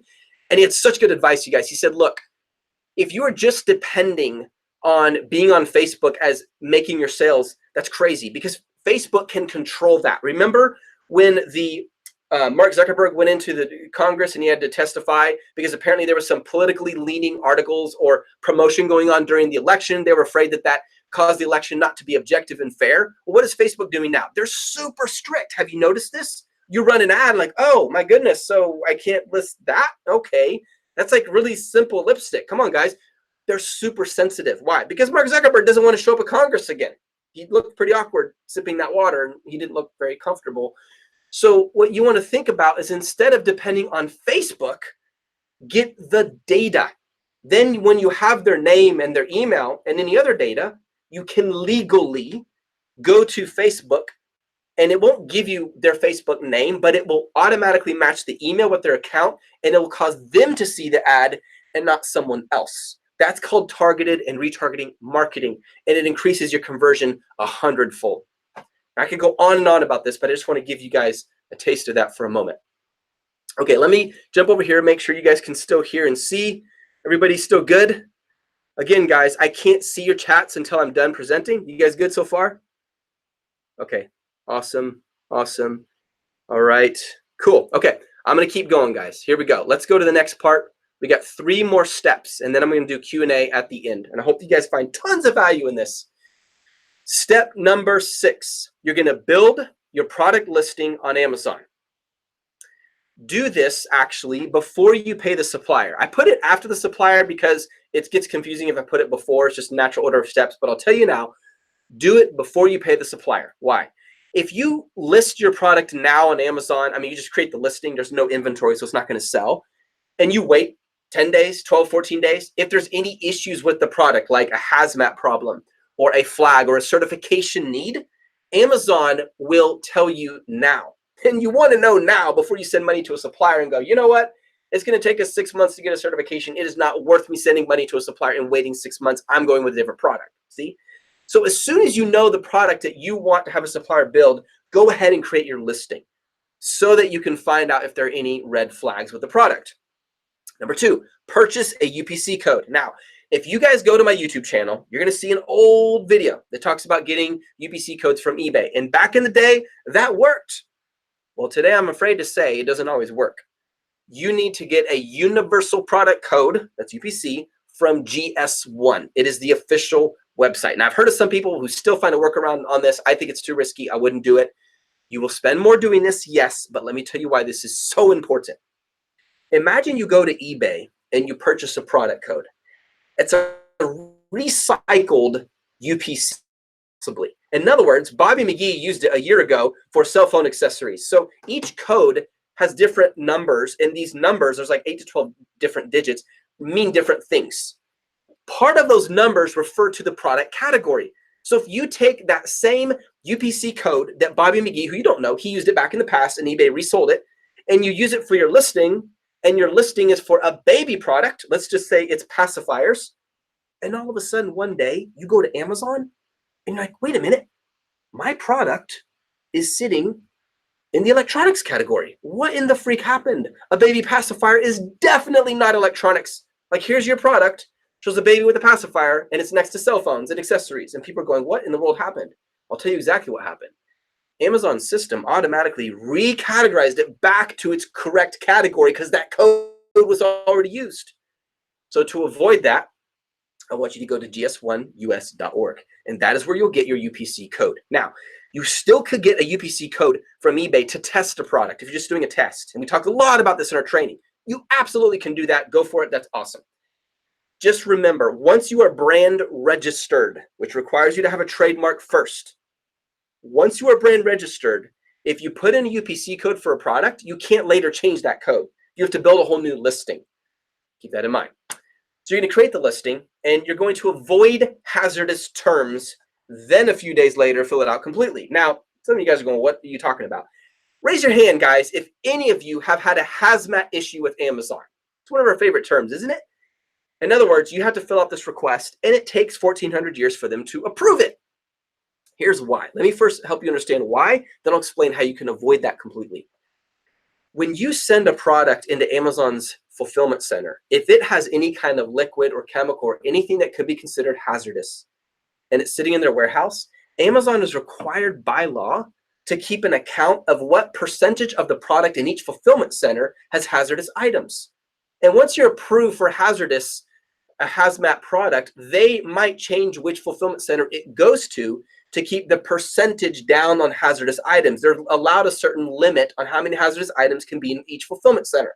Why does that matter? Well, imagine this. Imagine a Chinese factory builds your product, it ships over, it goes to the port in Los Angeles, it gets on a truck, and the truck driver's driving along, he's listening to his favorite country music, and boom, he hits something, and the truck rolls over, and boom, your product spills.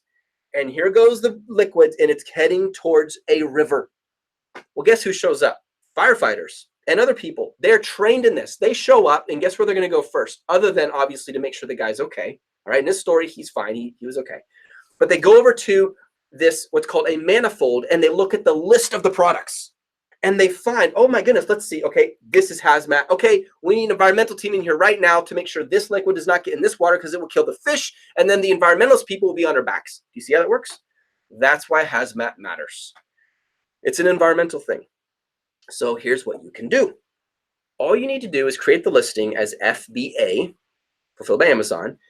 Do not put any hazardous type terms in the listing at all. Just don't mention them. Keep it simple. You might just have one little statement for the description. Each bullet point's really simple. I would highly recommend you fill out your title 100%.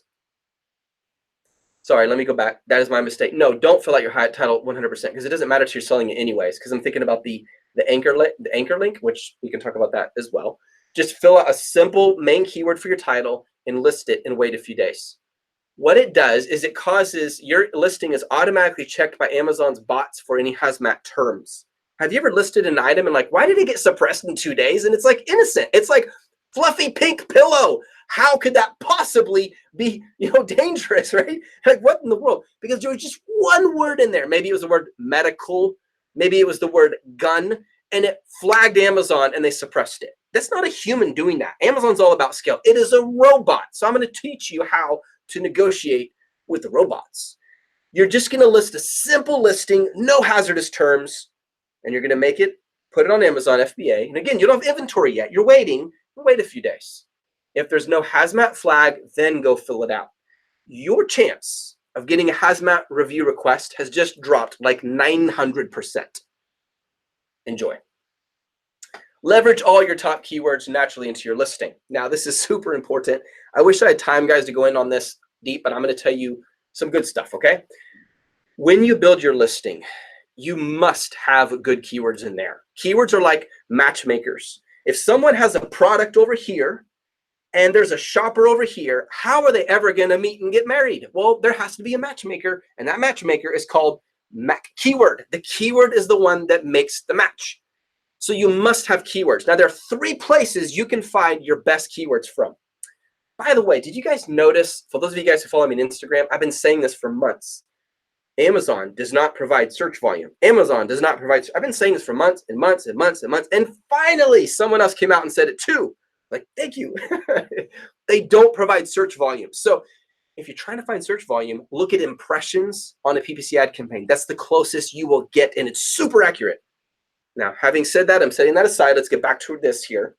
Here's where you're going to find the best keywords to build your listing. And remember, the success of you making money, if you want time and margin to do the things you love with the people you love, you've got to have an awesome listing and act with the best keywords. Rule number 1, do not stuff.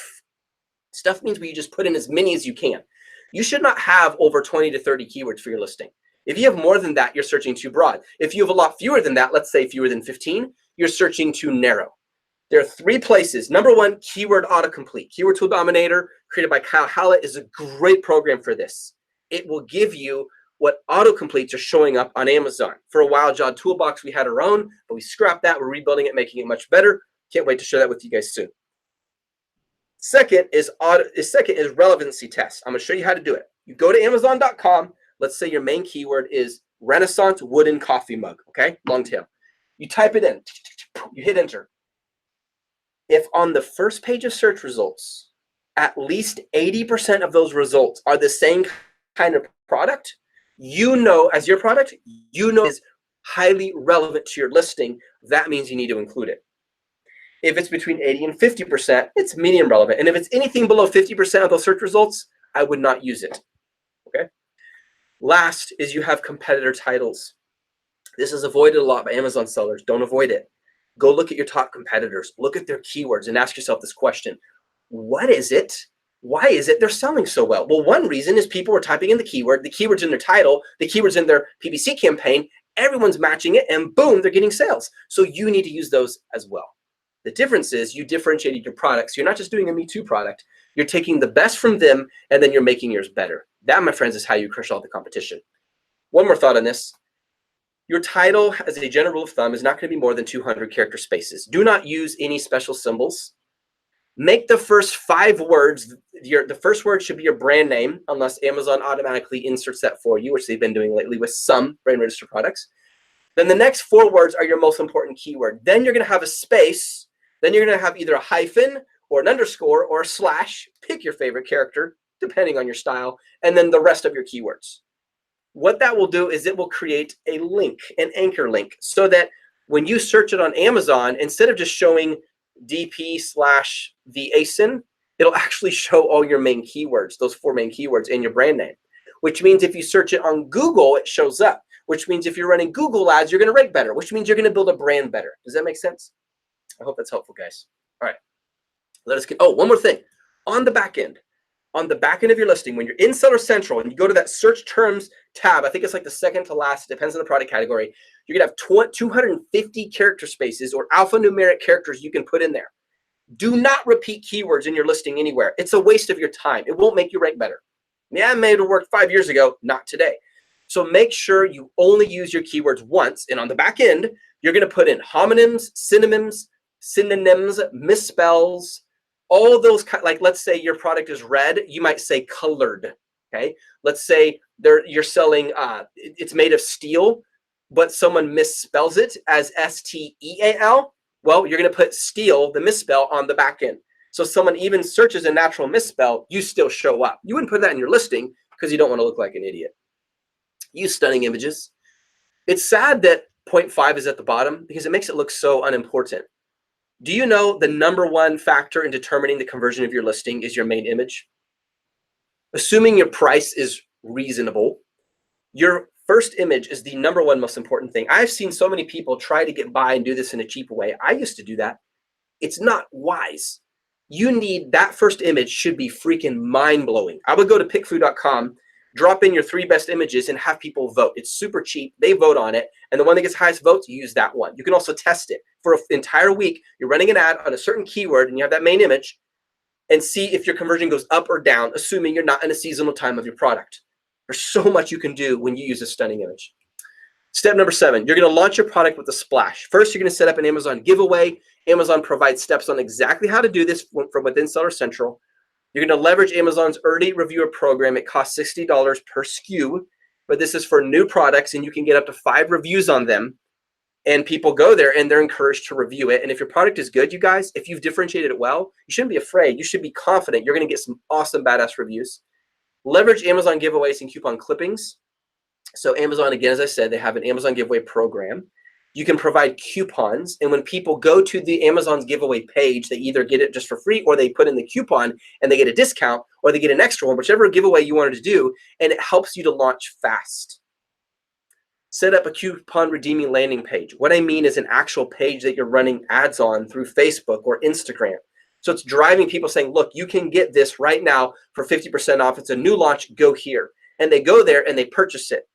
And what you can do also is you can leverage super URLs to simulate the search of keywords to help increase that conversion of that listing. Also, you're going to set up an email sequence for Seller Central. Now, Seller Central is where your main base station is. And if I buy your product, I should be getting some kind of email from you, right? You should be building a relationship with me. And it should be very motivating. In that email, you are not going to say, hey, if you don't like this product, let us know. But if you do like this product, leave us a review. You can't do that. That's called if then.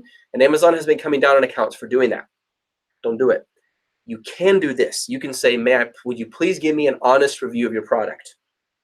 That's fair. And then in another message, you could say, if you had any issues, let us know right away so we can fix them for you. In fact, I would do those in the opposite order. We teach this in depth. I'm not going to go in super in depth, but what I'm saying, guys, is you need to have an email sequence and set a set sequence of emails that go out. I would recommend between 2 and 4 to your customer after they buy the product. And make sure it's all about customer service. One of the reasons Amazon is so effective is they put their customers above everything. Everything, even above you and me. That's reality. If you do the same, your chances of succeeding are much higher than if you try to cut corners with customers. Treat them like royalty, even the ones who say stupid things about your product that you know aren't true and it bothers your ego, even them. Because you don't want to win a battle and then end up losing the war. Just give them the refund, wish them, God bless them, let them be merry on their happy way and continue on. Because you're thinking about the future. You're not going to get caught up in one ridiculously frustrating customer, as I know some of us do.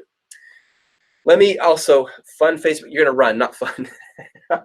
That's great. You're going to run Facebook ads, letting the world know about your giveaway. Very easy to do. You set up a Facebook page. You cannot run a Facebook ad from a group, but you need a page to do it. And from that page, you can go in, get a business account with Facebook, and begin running ads for your giveaway. Keep it super simple. Think about if you're going through Facebook and you're scrolling, what would stop you? Well, if you already love Renaissance coffee mugs and they're like, look, this is an awesome mug. It's got fire coming off from a video, and they're giving it away. We're at 50% discount. That's really important. Oh, and by the way, let me give you guys one more tip on this. I didn't even include it here. When I receive your product, if you give me more than I expected in that package, like something absolutely amazing, do you know what that's going to do? It's going to cause me to want to give you a review. And I'm going to give you a badass review because you under-promised and over-delivered. All right, step number 8. We got 2 more steps here, guys. Accelerate your launch with PPC. You want to build a listing ripe for your campaign. Remember when I talked about the 3 ways to get the best keywords? You need to take the top keywords and you're going to run a manual campaign. And you're going to take your long tail keywords and you're going to drop those into broad match. And you're going to take your short tail keywords and you put those into exact match. And then you're going to wait 10 days. You're going to check it every day, but wait 10 days, download the ad report. You need to wait 10 days, and you're going to optimize your listing based on the data. You create your list of keywords as we talked about. You're going to strategize your campaign. You're going to build it. Then you're going to optimize it. Now, let me give you some details on how do you do this. PPC is a massive topic. We have I think it's 7 or 8 videos now on how to do this very in depth. But I can still, and over 100 slides on it, but I'm going to still give you guys a lot of value here. First of all, wait 10 days because Amazon will not generate enough keywords to give you enough data before that time. And a lot of times you can't even get the report before then anyways. So you gotta wait 10 days. Oh, one more thing. You need to open the floodgates on your ad campaign. If you are thinking, I run PPC to get sales at the beginning, you're thinking incorrectly. That is not why you run PPC. Later it is, but not why. You're running PPC to rank. Your goal is visibility. Look, you could have the most beautiful product in the world, but if I can't find it, I'm not gonna buy it. And if there's 700 or 1,000 products in that category, how in the world could we dream of even buying the product? So you gotta get it in front of my eyeballs. Now, if you are bidding too conservatively, your ad might show up on the second or third page. And guess what that means? Most people don't even see it. And when they do see it, they may or may not click on it, which means your data that you get from your keyword report is skewed because you don't have enough eyes seeing it to have a big enough sample to have accurate data from that sample. It's kind of like if I did a survey of 10 people, hey, what do you guys think of the current state of the politics in the US? Well, that's not a very good reflection of the US if it's only 10 people. I need to survey 20,000 people or 100,000 people.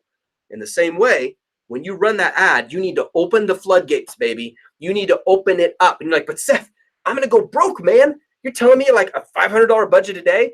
Listen, it is extremely rare that Amazon ever causes you to use up the max of your budget because you can only spend as much as they click. That's why it's called pay per click. You pay when they click the ad. But if you open up the budget, you're doing two things. Number one, you're telling Amazon, hey, Amazon, I'm serious. I'm a big boy player. I'm going to make this happen. And you're giving them a lot of money and they're going to take you seriously. Number two, you're going to start getting sales from day one.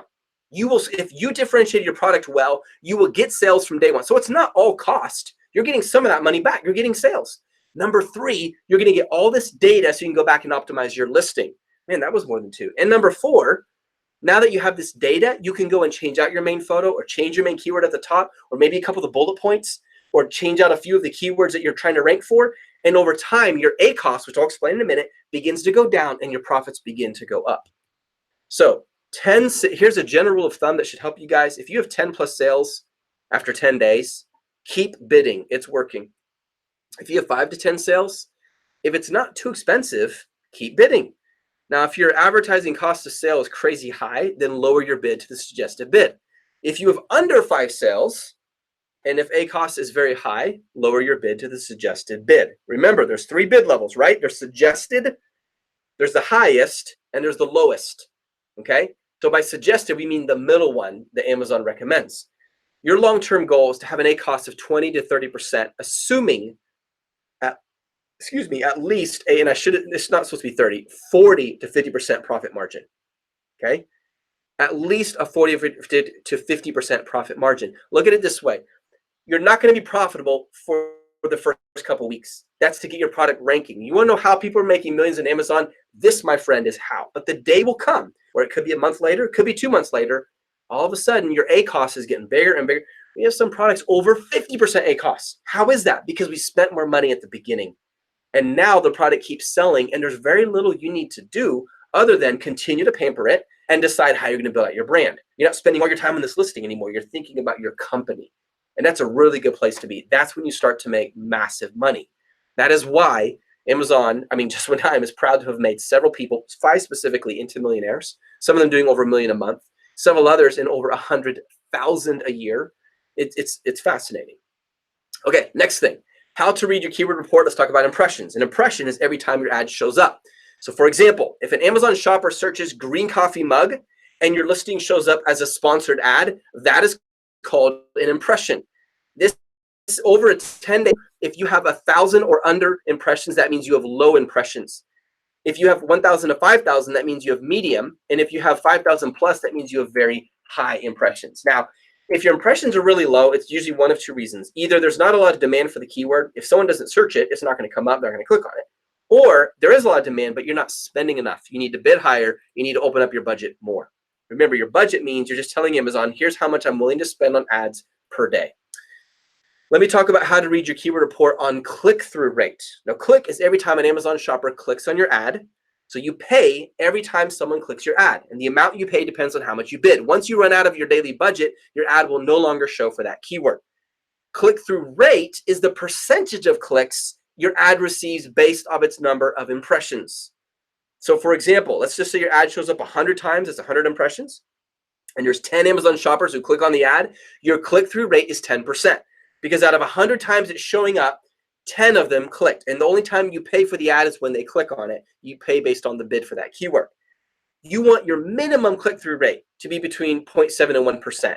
A good click-through rate is 1 to 2, and an excellent is 2 to 5%. And extremely awesome is 5% or over.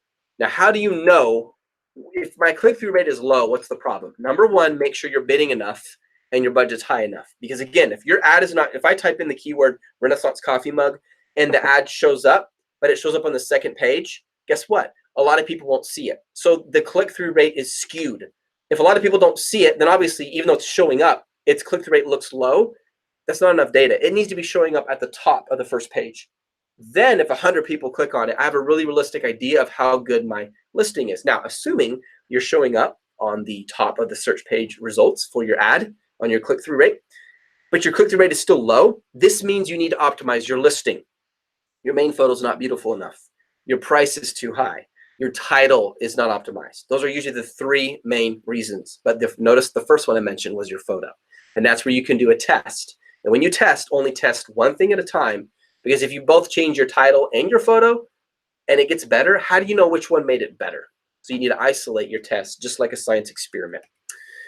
Now let's talk about advertising cost of sale, ACoS. As your sales start to come in, your listing is going to start ranking organically. And guys, this is the goal. Now, following is a general guideline I'm going to give you for what would be considered good advertising cost of sale. 50 to 60% is good at the beginning when you first launch. You're thinking, but Seth, if my profit margins are 40, I'm losing 10 to 20%. Yes, you are. But this is also the cost of starting a business. I want you to imagine if you lived 30 years ago or 40 years ago and you started a business, you didn't have the opportunity to advertise online. You would have to run a billboard ad, a magazine ad, and you had no way of knowing how close. It was really difficult, I should say, to know what your conversion rate was for those ads. Extremely difficult. Because how do you know someone didn't see it in the magazine, but then they decided to buy it when they saw it in the retail store? Or they saw it in the retail store, but they decided to buy it when they saw it on a billboard. You see? Today, the data you get is extremely incredible with online sales. If we took a lot of the business owners who lived between, I would say, the 1930s all the way to the early 1990s and put them today in this age, I think probably 70% of our current online sellers would be crushed by them because they had to figure it out in a much more difficult environment. What I'm saying is it's like 10 times easier for you than it was for your grandpa or your grandma. So be encouraged by this. But at the beginning, you know, if you launched a new coffee shop in Austin, you wouldn't just expect people to show up. You have to advertise. You have to tell the world, and you have to pay for that advertising, okay? So when I'm talking about ACoS, I'm talking about the cost of selling a product using an ad. At the beginning, it's going to be high. Over time, it will go down. So a good ACoS starting off is 50 to 60%. Great is 30 to 40, and amazing would be below 30 within that first month of launching your product. Keep in mind, you're in the beginning stages of creating organic ranking for your listing. Now, how can I use ACoS to optimize my campaign and listing? If after 2 to 4 weeks, the ACoS for a keyword is still 80% or above, and the sales from the keyword are low, this can mean one of two things. Either your keyword is not relevant enough, so you're using the wrong keyword, or your listing is not attractive enough. You're getting lots of clicks, click, click, click, click, click, but hardly anyone is buying. Okay, and so that means you need to go out and figure out what that is. Okay, guys, I'm going to give you my last point today. Then I'm going to open it up for Q&A. Let me just check the screen here really quick. All right, everyone's still here. Hope this is super helpful. Holy cow, we have 320 people. Oh my goodness. All right, well, good. I'm glad you guys are still with me. I know this is a longer training. I just need some tea for my throat. Okay, optimize your listings for sales. This is one of my favorite things to talk about because it has helped me and Kimberly, my wife, so much on Amazon.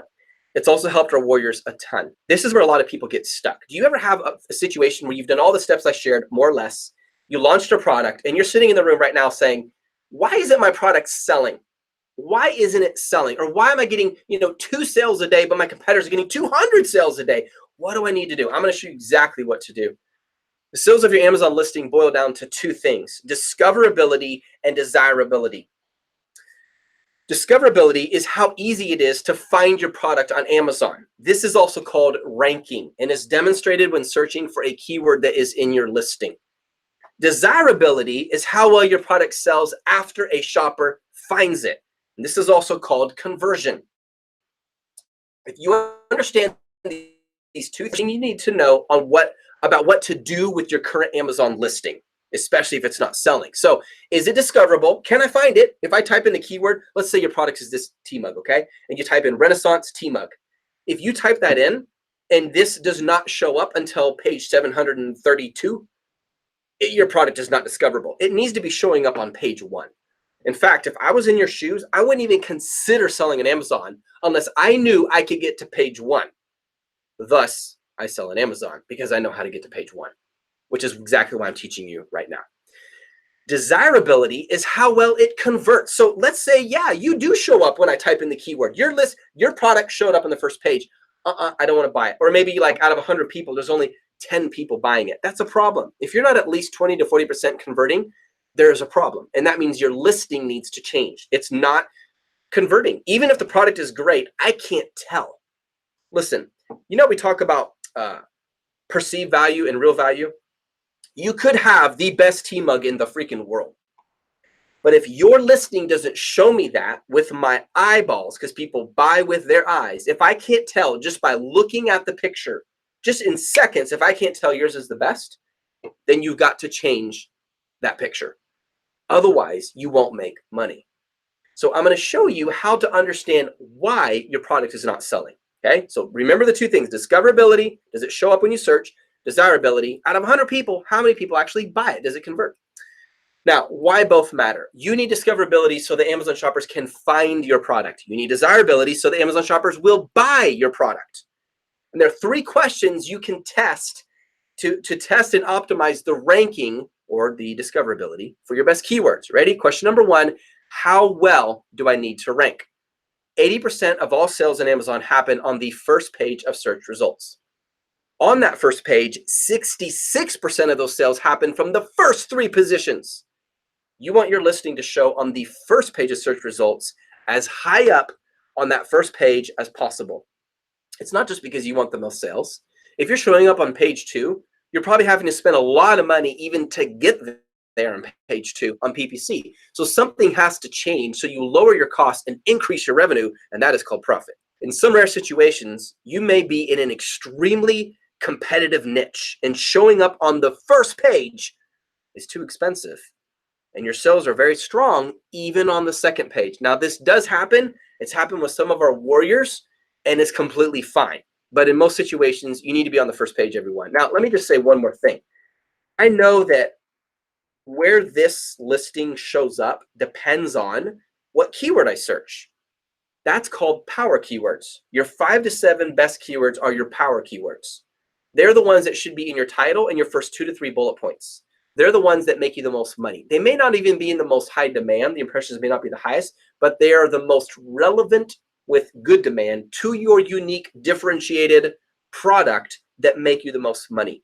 So when I say you need to be showing up on the first page, I'm talking about from your power keywords, not every single keyword you put in your listing. That would be impossible. Question number 2. This is how to find out about your discoverability. Are the keywords in my listing highly relevant to my product? If your keywords are not highly relevant, this could be why your keywords are not indexing for your listing. Indexing means if I type in your ASIN on the search bar and then I type in one of your main keywords and hit the enter button, Amazon immediately tells you whether or not your listing and that keyword have been indexed. In other words, they've been recorded in Amazon's database so that if someone types in the keyword, your listing pops up. It has to be indexed. And the number 1 reason for the number 2 reasons, there's 2, it won't index is either you're in the wrong product category because you were trying to, maybe some of you were trying to do something sneaky. I'm going to get the Amazon seller choice. Don't be smart, guys. Be in a relevant category because if you don't get indexed, it doesn't matter anyways, okay? Or number 2, the keywords were not relevant enough. A simple test for your keyword's relevance to your listing is do this. If an Amazon shopper searches this keyword, how likely are they to be hunting for my exact product? Let me give you an example. Let's say you're selling red organic lipstick and someone types in makeup. What is the chance that if they type in makeup, they're going to buy your listing? Extremely low, because makeup is broad. It could be blush, eyeshadow, all these different things. But if they type in, organic lipstick or red lipstick, that's very high relevant. Of course, naturally, they're looking for your product. Make sure the keywords in your listing are highly relevant to your product. If it is not, remove that keyword or put it in a less important place like the description area, the product description area, or the back end. Okay, that is one thing you can do. Let me show you something else. Am I bidding high enough on my keywords? Now, remember, guys, you may actually have an amazing product that would convert super well. Out of 100 people who find it, there's going to be 60 of them will buy, hands down. The problem could be you're just not ranking at all. People aren't finding it. If you're on page 739, they're not going to buy it. And every now and then, Joe Blow finds it and he buys it because he typed in a really unique keyword and you're so happen to show up, or he just likes hitting next constantly at the bottom until he gets to that page. You have to make sure it's discoverable. But one way to get it discoverable, is you have to make sales. And you're like, but wait, Seth, that doesn't make sense. If I have to make sales to make it discoverable, to make it rank, but I won't rank if I don't have sales, that's a catch-22. You're right. What's the answer? PPC. Bid higher on your keywords. You need to be bidding high enough so it's actually showing up on the first page. I think this concept is hard for a lot of people. And I don't mean that in a condescending way to anyone. I'm including myself in that category because this was me a few years ago, where the idea that I would spend more money on marketing than will make me money doesn't make sense. But when you think about the big picture, it does. Your goal is to get to the top first page of search results no matter the cost. Why? Because you're going to get your money back, guys. You will get it back if you differentiated the heck out of that listing. That's why I think Amazon is easier than most people think. If you understand this concept, it's a lot of time it's people's beliefs that hold them back from doing what they need to do. If your keywords are indexed and highly relevant, but not showing up high on the search results page, bid higher on the keyword. The higher you bid on a keyword, the more frequently your listing will show as a sponsored ad when an Amazon shopper searches that keyword. Sometimes you have to bid higher to get it ranking before you will be profitable on that bid and before it starts ranking organically. In other words, you spend enough money so your listing shows up at the first of the search results. Then people start buying it because they can see it and you did a good job on building it, right? You differentiated it, correct? Now, because they're buying it, it's going to start showing up without an ad. You're still spending money in ads, but when people search it, it shows up on its own. And here's what's really cool. You guys want to hear a trick? It's about real estate.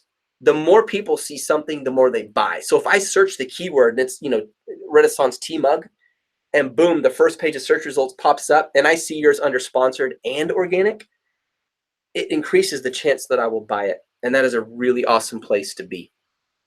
Now, let me give you 3 strategies to test and optimize conversion for your best keyword. In other words, desirability. We just talked about discoverability, which is ranking, getting it to show up. Now let's talk about conversion. If 100 people land on it, how many of them buy? Number 1, you need to understand the big 3s of conversion. Your featured photo, your price, and your title will impact your listing's conversion more than anything else.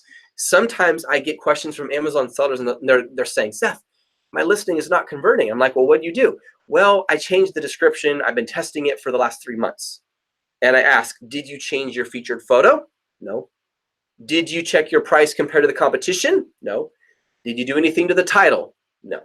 Well, there you go. Why would you spend your time on something that has low impact on your conversion, like the product description, because they have to scroll way down to get there? And even though I know it's beautiful when it's enhanced brand content or A+ if you're a vendor account, it still will not have as much impact on your conversion as the photo, the price, and the title. So it's the Pareto principle. Put your time and money into what's going to give you the best results. Save yourself time, like I said, by testing changes to these 3. It's called split testing before messing with the rest of your listing. One little tip on this too. When you change the title, if you've been selling, let's say, for 2 or more months, and you're indexed for all the main keywords in your title, you do not want to make big changes to that title because you could lose your ranking fast. So make sure you test it right out the gate at the very beginning. Now, if you've been selling for a while, but it's like, on page 669, it doesn't matter. You're buried anyways. You can do anything to your title. It's not going to make things worse. Things are bad as they can get, right? What you're going to do is make them better. That's good. You're at the bottom of the barrel. The only direction is what? Straight up. If you're at the bottom of your barrel, there's only one direction to go, and that is straight up out the barrel. So that actually gives you more freedom. If your listing right now just isn't selling and your Amazon store just sucks and like, man, I'm not making any money, That means you can do lots of stuff to it without worrying about losing something. That's a good place to be.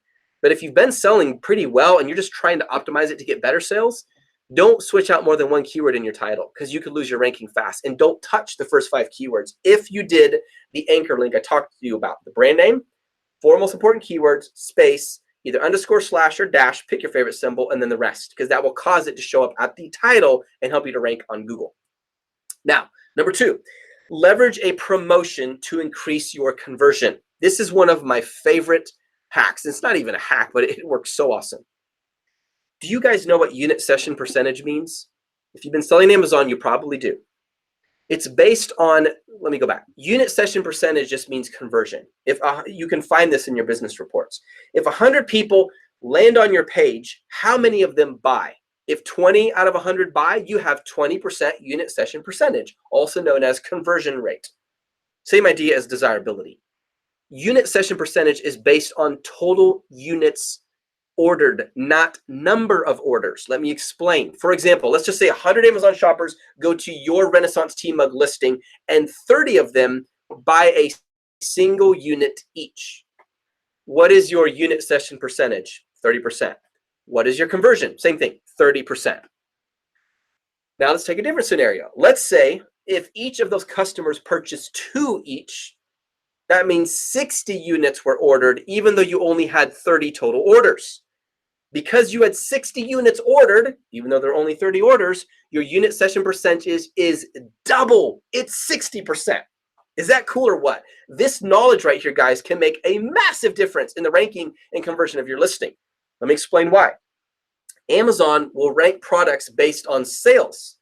Okay, so if you have 2, let me go back. If Bobby McGee buys 2 in one order, okay, but Lucy Pickleberry buys 1 in an order, Bobby McGee's purchase will have double the ranking power for your listing than Lucy Pickleberry's. Even though both had 1 order, Bobby ordered 2 in that order. Does that make sense? Since Amazon ranks products based on sales, not how many transactions, but number of units ordered, using promotions like buy 1, get 1 free, or multiple unit discounts like buy 2 and get 15% off, can actually increase both the conversion and the ranking of your product significantly. What I just shared with you, please remember this. This will help you so much. Number 3, make your product stand out from the competition. When an Amazon shopper searches a keyword for your listing, a host of products is going to appear on that first page of search results, and everyone's competing to be on that page. The only way you are going to get the conversion you want is if yours stands out. Assuming your product is one of those listings, and it should be if you're ranking well, your product needs to clearly stand out from the rest. If your product does not stand out from the rest, offering a clear advantage over your competitors, and if your pictures already do justice to your product, in other words, they're really good, you may need to completely upgrade your product in order to increase its conversion. By upgrade, I mean you may need to change the color. You may need to add an accessory item as a bundle, using something smaller, lighter, and cheaper to bundle it, but something has to change. In other words, guys, if you were to say, Seth, I want you to go to Amazon.com right now. Okay, I'll go there. I'm there. And then you said, Seth, type in Renaissance Tea Mug because that's what I'm selling. Enter. Boom. Okay, I see the search page results. Now, let's say your listing is on that page, but I can't tell which one it is. It should be super obvious to me which one stands out the most. And if it's not, your listing's not differentiated enough, and that could be why you're not getting the sales that you need. Okay, let me make sure you guys are still with me. You guys can still hear me and everything. Hope this has been super helpful to you guys. Awesome. Very cool. Okay. Very cool. Let's see. Okay, I'm going to show you guys one more thing. I love showing you guys this. Check this out, guys. I want you guys to see what Just One Dime Warriors are doing. Check this out.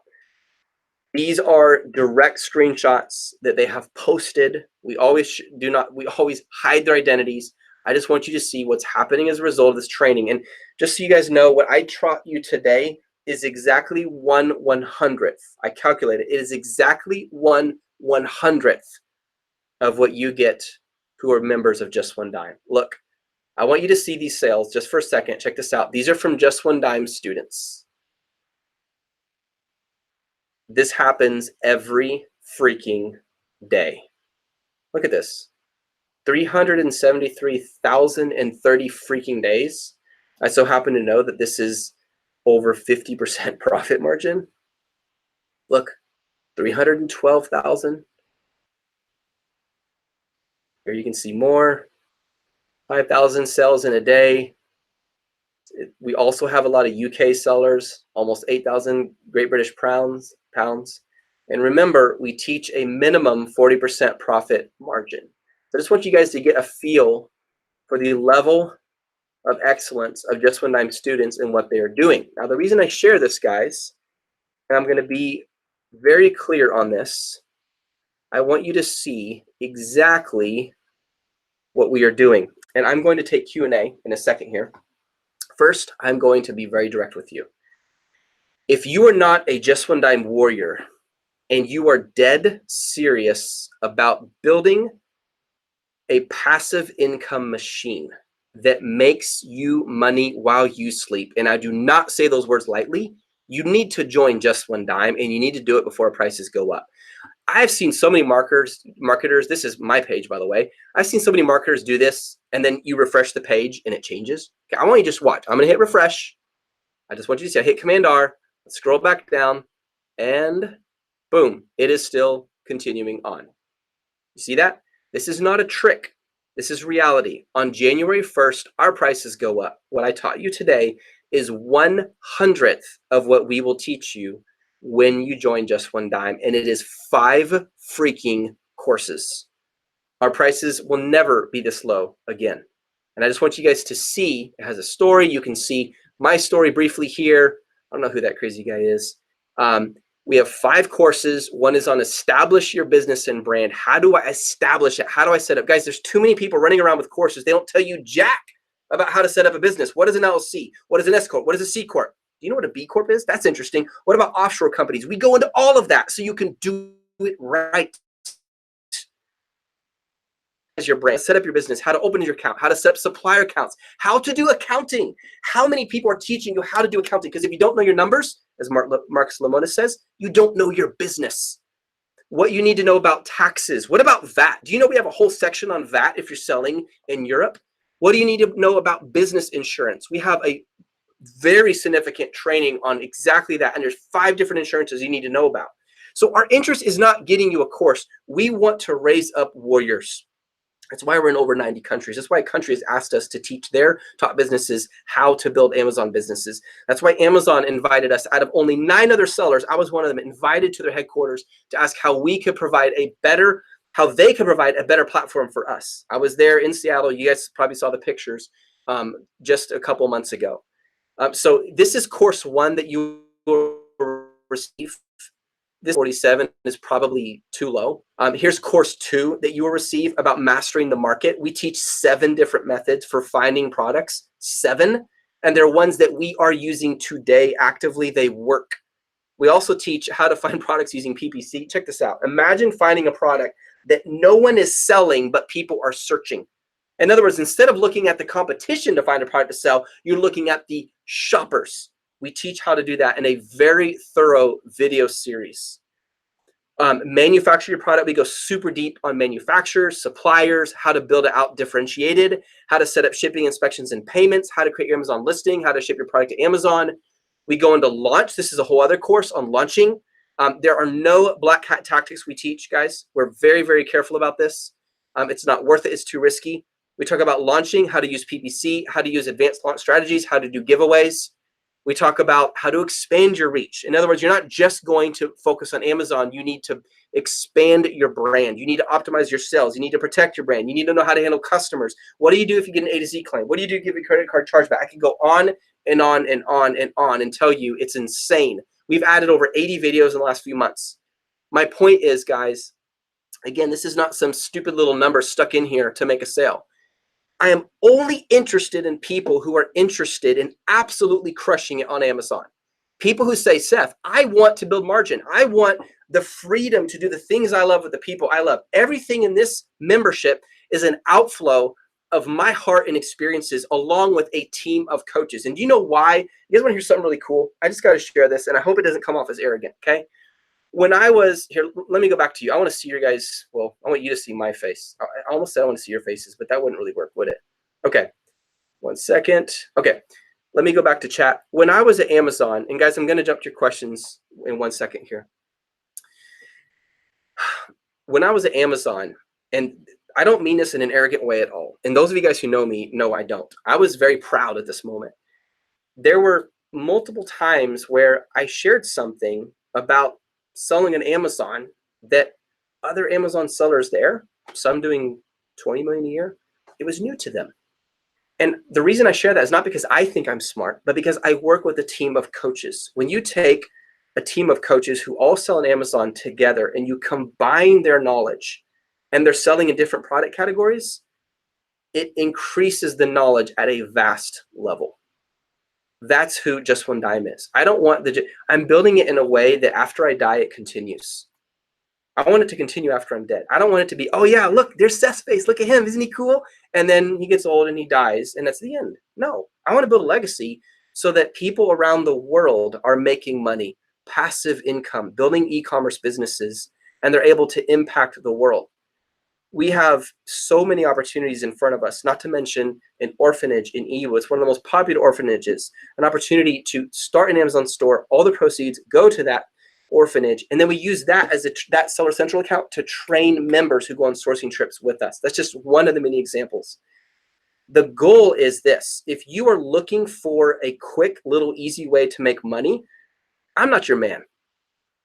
If you are easily seduced by people running around with flashy cars and, you know, who are trying to be cute and, oh, look at me, I'm not your guy. If you are serious about building a life where you have margin to date your wife, to date your husband, to invest in your kids, to be with your family, to give back, to donate, to help, Just One Dime will be sending over $50,000 to a company in need, an organization in need before the end of this year. 50,000. I don't say that to be arrogant. I say that that's who we freaking are. That's the kind of community we have. And we kick people out of the community who are mean or who are snarky. I'm in a lot of Facebook groups. I see how people treat people. It's disgusting. Cowards behind their keyboards. Hey, look at me. I'm going to say how a jerk you are. Talk to that person in their face and they melt like butter. That's not who we are. We are people like, look, let's talk, let's help, let's grow, let's learn. And the reason I run Just One Dime is because I love teaching and it's impacting the world. If I just wanted an easy life, I would not be Just One Dime leader. It is hard to run a coaching company the way we built it. You know why? Because every single week the course is updated. Every week there's 5 hours of live freaking coaching. I don't know of any company out there doing that. And the reason I've been so quiet on YouTube for such a long time is because we've been busting our asses building a foundation here in Austin. So we have so much more to give you. So again, if you are the kind of person who says, Seth, I want to make a difference. I want to do with my life something different. And you're willing to kick your own ass. You know why I go to the gym? I get my ass kicked so I can kick ass in life. I like it. I want that pain. That's the kind of people I'm looking for. If you're looking for an easy step, I'm not your guy. Because guess what? There is no easy way. We will do everything we can to help de-risk you. And we won't lie to you to make you be, oh, every screenshot I've shared with you is 100% from a Seller Central account. Someone actively selling on Amazon in our community. Every single one. That's who we are. And so again, this is not about, oh, get a bunch of sales. I'm telling you, this is a fact. Our prices will go up. There are no exceptions on January 1st. If you ask me for an exception, I won't do it. If you email it to me, I won't do it. We can't. It's not scalable. I can't do that. I used to do that a lot. It doesn't work. They're extremely low now. It is a steal. If you are able to take this and churn it into 20, 30, 40,000 a month, yes. But if you don't tip for your life, if you don't bust your butt and do everything you can to absolutely, guys, it's not even about Amazon. It's about building a new life for you and those you love. I am a believer that we should be going, when I see the world, I don't just see problems. I see opportunities, like billions of them beyond Amazon. Can you imagine where the world's going to be 10 years from now? If entrepreneurs will take a stand and do something that matters in an honest way with integrity, that invests in their families, and yes, they become very rich doing it. I don't think being rich is wrong, a sin, or evil at all. I grew up thinking that. It's jacked up. It's not. It depends on what you're valuing. People are first, then time, then knowledge, then money. Okay, you guys got me going. But anyways, I'm telling you, if you want to join Just One Dime, do it now because the prices will go up. They're not coming back down. This is not a marketing trip.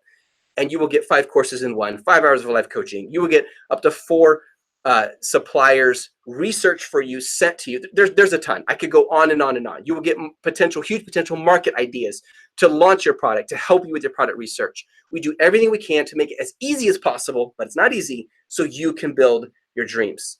And if you don't feel bad. Don't feel like, oh man, I can't. It's fine. That's fine. But if you're serious about it and that's who you are, you need to join because this deal is going away. It is going away.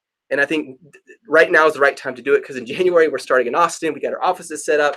We're super excited. We have people from around the world moving to Austin to build this with us. We have so many things we're doing. We're not just Amazon guys. We're eBay. We're Instagram, social media, Facebook. We're getting the best of the best. I believe, you know what I do, guys? I find people who are a lot smarter than me. What I'm good at is selling on Amazon. I'm pretty good at arbitrage, but guess what? I got 2 guys better than arbitrage to teach that, right? I'm really good at selling Amazon. I'm really good at e-commerce in general. I'm good at running businesses and motivating people and teaching. That's what I do. I get other people who are better at other things and we join forces. And that causes you to have so much of a better experience. So again, if you are not part of Just One Dime, this is your last chance to join at these prices. In 2 days, they go up. And I will chat you the link below. Do it, guys. I promise you. And by the way, 30-day money back guarantee. If any reason at all you don't like it, it's fine. You'll even get your one-to-one and you won't have to pay money for that. You'll get that refunded as well. So if you, for 30 days, like Seth, I don't like it, it's not for me, no problem. All we ask is one requirement. You have to tell us what is one thing we could have done better. That's the only requirement to get a refund. 30-day refund guarantee. It's on the page as well. We never done that before either because we wanted to filter out the wannabes from the people who are serious. But I'll tell you again, only do this if you're serious.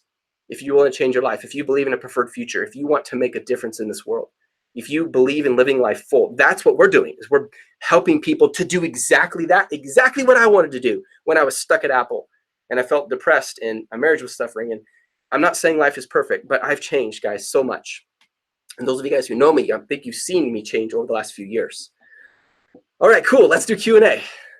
Thank you, guys. Thank you so much. I appreciate it. All right, give me 1 second. Let me jump over here. All right. I'm just going to go backwards. Noah, yes, this is absolutely a sales pitch, 100%, brother. And anytime you've ever believed in something, you should be sales pitching as well. In fact, Noah, if you want to build a business on Amazon, you need to learn how to pitch. And I can show you how. That's a very important skill. And no offense taken, man.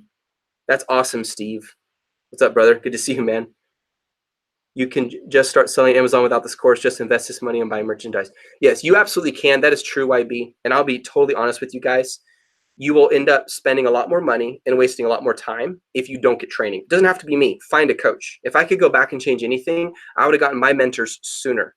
Because if my mentor can, if I can send 1,000 to my mentor and they can help me make 500,000, that's a good investment.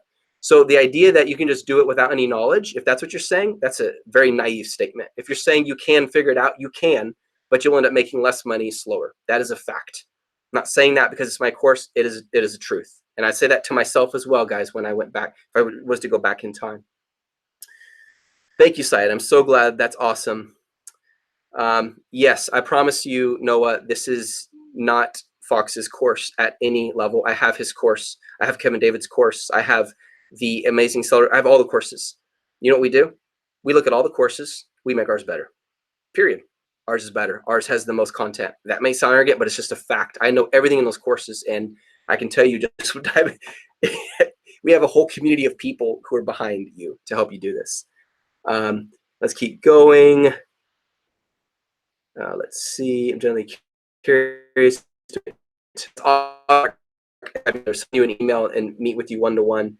You'll get it as soon as you sign up. A coach will email you, and they'll set up to have a face-to-face meeting with you.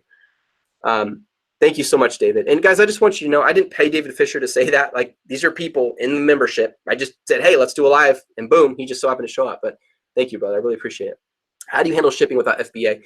So this is how I started Spaceship Journey. When I first started selling products on Amazon, I was selling books that used to be in my office back there, and I would ship them myself. And so we still have in there, because my wife does a lot of arbitrage, and some of the things she still ships out versus sending it to Amazon FBA or having them multi-order channel fulfillment for eBay.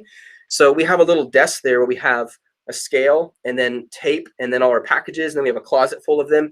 And so we would just ship them out ourselves. And you have to pick your shipping options that you're going to offer, and then the customer will choose that.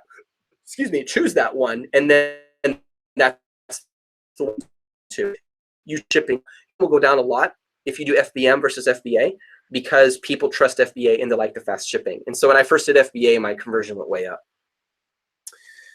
The course works. I took $599 2 weeks ago. Ordered products have turned that into $2,550. So I mean, there you have it, guys. He already made his money back within 2 weeks. I have more products coming Monday. I'm not even selling Amazon yet. That's awesome, Steve. Keep it up, brother. Keep going. I want you guys to know too, the people in this membership are so genuine and so real. They're like that. They encourage, they help, they speak life. There's no room for complaining. There's lots of room for saying, I'm feeling discouraged. I'm tired. Could you guys help me? See what I mean? And there's a difference there. Let's see, true, but I think for the price he charges and all the other course work, I think it would be less. And that makes a lot more coaching than other businesses. That's not true, Noah. And how are you talking about me or someone else? Because if you're talking about me, you don't know that, brother. I'm sold, relax. I have a problem with not relaxing. You know, I think I tell my wife this all the time. One of the reasons I love her so much, it sounds super shallow, I know, is she's like super chill and I'm a very intense person.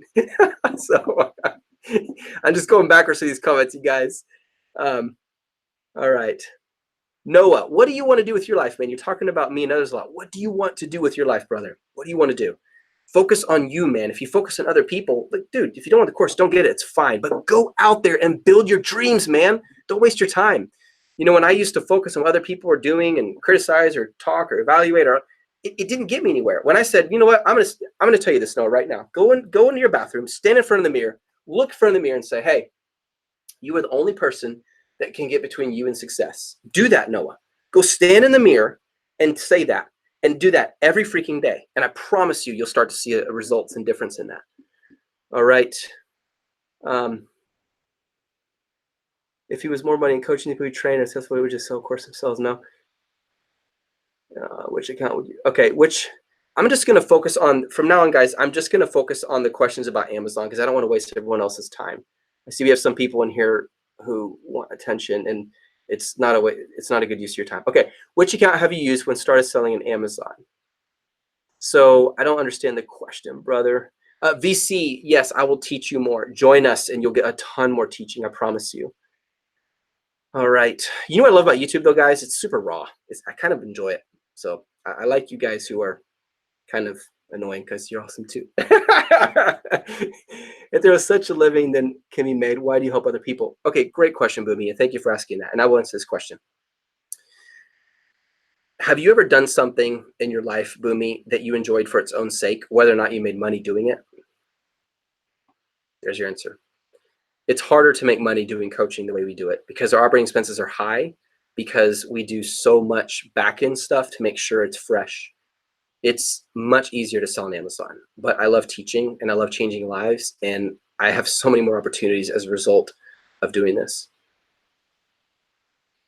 All right, let's keep going. I totally agree, David, absolutely. Yeah, if you say it's expensive, Boomy, it depends. If you're a millionaire, if it makes you a millionaire, it's not expensive. If it only makes you 10 bucks, it is. So it's all about perspective, guys. In fact, here's a word, you guys, that I removed from my family's vocabulary. We used to say this, I can't afford that. We stopped saying it. We don't say it anymore. We say, I choose not to afford that. So let's say, for example, I'm at the store with my daughter and she's like, oh, I want to get that.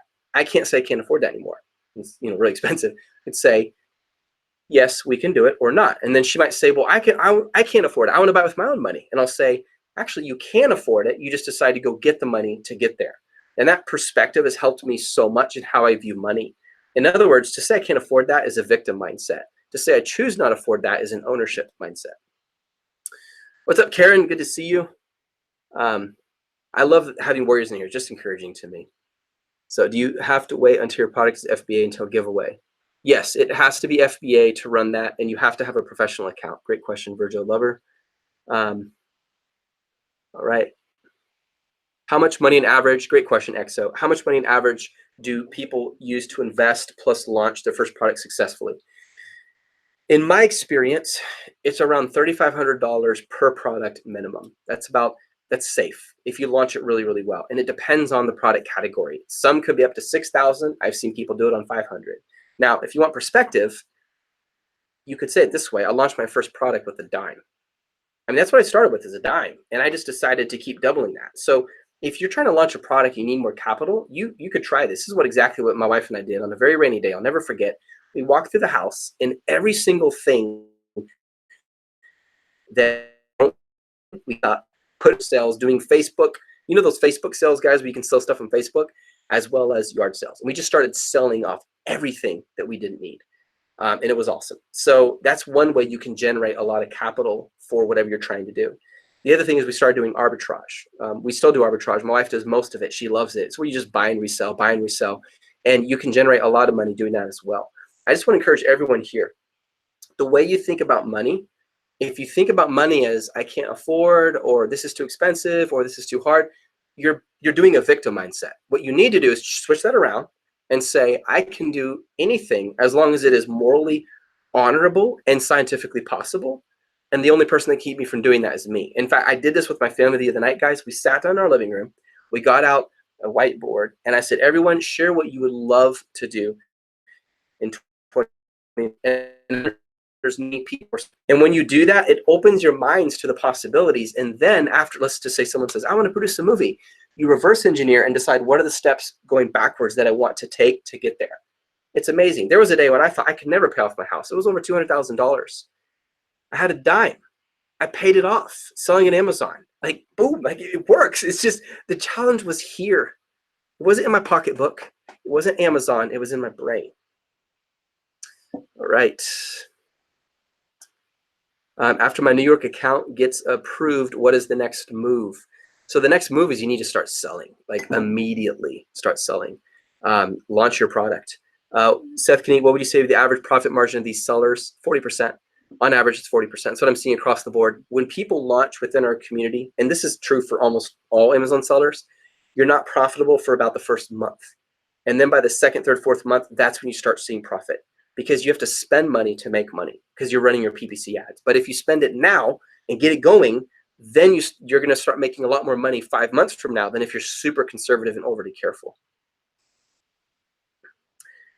Yeah, but these sales are not including 30% cut for Amazon and thousands of dollars if you go. Yeah, like I said, it's about 40% profit margin ex-Rodica. So, for example, you mentioned like one of those was 300,000. Should I write that right? So 300 times 0.5, about, it's over 53. That's $159,000 per month. I think that's better than most companies will pay you. Absolutely, guys. No problem at all. You're welcome. I'm just reading through the comments here, guys. Let's see. Okay, cool. Let me switch down and see if there's any more comments at the bottom. Yeah, no problem, David. Absolutely. We don't teach arbitrage in these courses, Henry. That is a separate course. It's completely separate from this one. What's the price increase in the course going? What's the price increase? It'll be around $2,000, Kearney. So from $647 to $2,000. Seth, I just launched on brand products a month ago and no need for ads. They sell themselves. Why go your route? Research shows that brand retail is the highest market on Amazon. Love this question, guys. And Claudia, first of all, I just want to say you have my respect. I've launched multiple products at Amazon with no PPC, and they never used PPC, and they continue to sell today. And that was even years ago. So it depends. Here's my thought. If your product is super differentiated and people are already searching for it, then you may be able to go without PPC. But I've never seen a situation where PPC didn't actually help. And here's why, because it gets you ranking faster. So if you're running your ads and it pushes your product to the first page of search results, now you're selling faster and faster and faster. Now you end up making more money. It's almost like you said, look, I'm going to give $1,000 so I can make 10,000 more over the next 6 months. See? But still, Claudia, obviously, having done that, you absolutely have differentiated your product. And I want to say that's awesome. So good job. Seth, I'm unemployed, can't afford the price. Are you willing to offer to defer tuition so I can learn, earn, and pay you back? I'm in Dallas, willing to travel to Austin to sign a contract. And Joe Theist, I'm not willing to, and let me explain why, brother. First of all, it's not scalable. We would do things like this in the past, and it's super difficult for our staff to make sure everyone with their special different arrangement is met, and then people get disappointed if we forget or something's missed. So we're not doing that. I will say this, brother, whether it's before the deal, the price goes up, or after, I know this. If you want to join Just One Dime, you can, and you will, and you'll find a way. And I'm not just trying to say, oh, go bless you, and I don't care. I'm not saying that. I couldn't afford to pay off my car, so I started driving for Uber. It's not hard to get approved. And I drove for Uber until I paid off my car. And I would stay up till 3 or 4 in the morning, get home the next day, feeling like a zombie. And I'll never forget, my dog Dakota was the one. I would open the door and I could hear his collar ringing, and he would come out wagging and wiggling. You know, dogs do that. And he'd come up and he was so happy to see me. It just encouraged my heart. That's what I had to do. So remember, it's never about not being able to afford. You may not have the money now. That's okay. You might need to wait until, 3 months from now, and that's totally fine.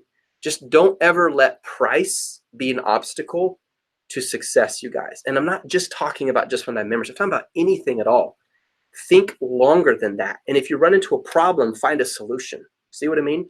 If you approach it that way, it'll make it so much easier.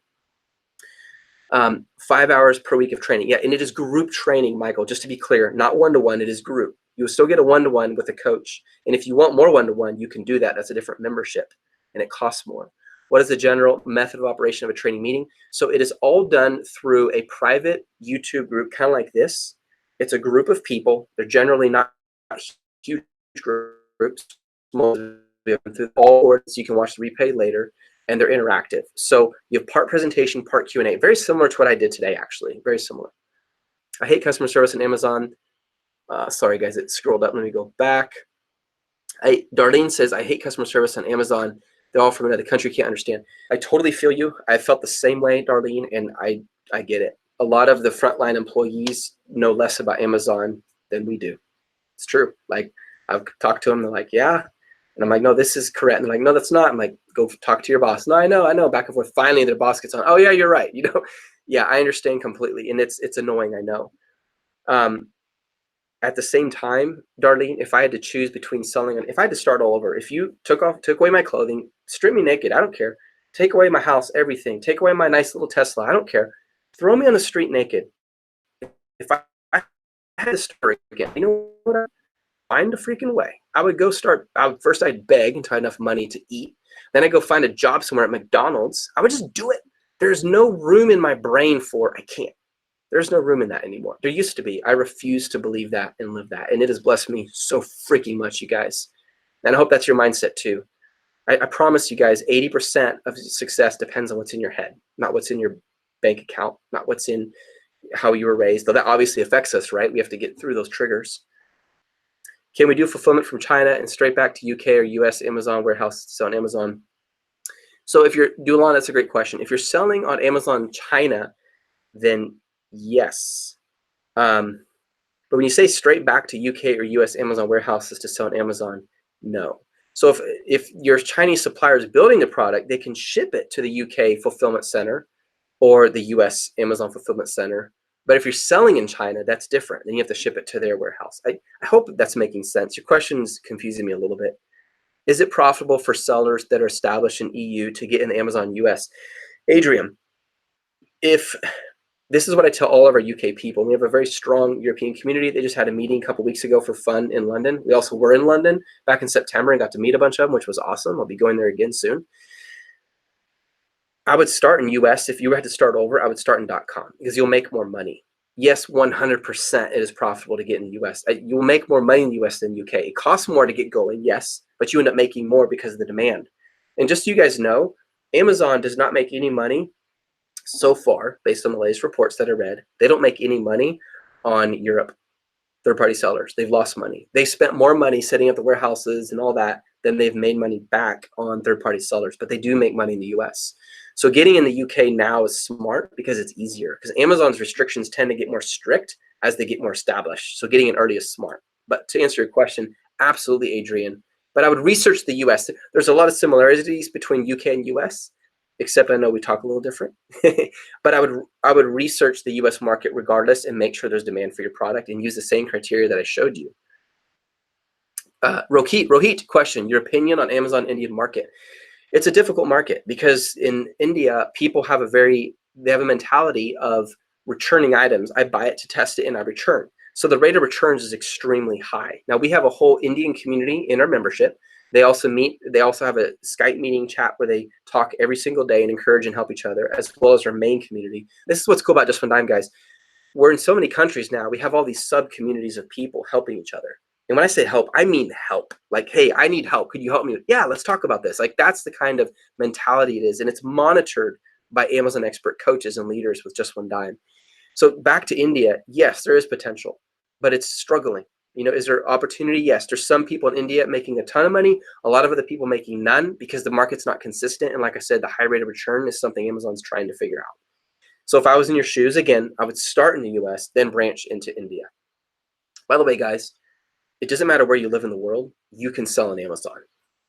We teach that as well. It doesn't matter where you live, between Payoneer and TransferWise and all these other opportunities for non-bolted bank accounts that you can use. Even if you're in a non-approved country, you can still sell on Amazon. We have multiple people in our membership doing that. Conrad says, hey, Seth, thank you so much for sharing your love and inspiration. Big gift you got. Question. Thank you, brother, and I really appreciate that. And guys, I just want you to know, whether or not you join, I hope this has been super helpful to you guys today, and I really enjoyed teaching it. Question, to start without any money, do you have any suggestion how to raise capital to start the Amazon business? Yes, I would get a second job, drive for Uber, drive for Lyft, or sell everything you don't need in your house. Those would be my first things. You could literally start with $10, buy something, resell it on Amazon, take that money, buy more, and you can scale that pretty fast. Just basic arbitrage. Great question, man. Does Amazon cut tax before sellers cut their profit?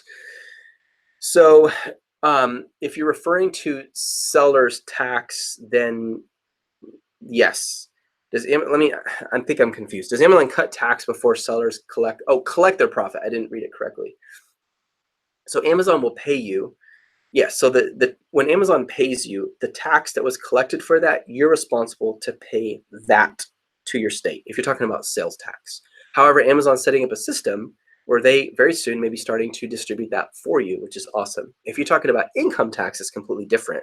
They'll send you a document at the 1099K before January 31st, and you have to manage your own taxes. And we have a whole section on this very question as well. 5 hours per week of training, 1 hour per day. Yes, that is correct, Michael. You got it, man. You're correct. Nice. All right. Is it CDs or a book? Damon, if you're talking about the membership, it's all virtual. It's all online and everything's online. All right. I have an idea. Let me go back. Sorry. One of you guys asked a really cool question. I just lost it. Let me keep going. Okay, I have an idea for my own branded product. What would be my first step? Your first step, Laurencia, is you need to pick a product category that matches your idea, okay?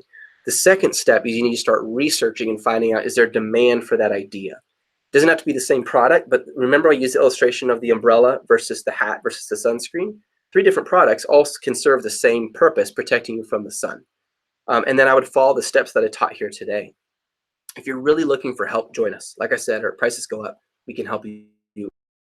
Absolutely. I love it because that's what we focus on, guys. Not just selling stuff, but building sustainable businesses. Kearney says, on average, how long does it take to see your return on investment once you've started? So 3 months is safe. 3 months is pretty safe. It depends. It could take 6 months. It could take 2 months. If this is of any encouragement to you guys, if you were just to start a regular retail business, you probably won't see a profit for the first year or 2. So on Amazon, it's extremely much faster. Joe says, I'm seriously considering buying the A to Z course. That's awesome, brother. Can we get a step-by-step on exactly what we get from the point of purchase? Absolutely.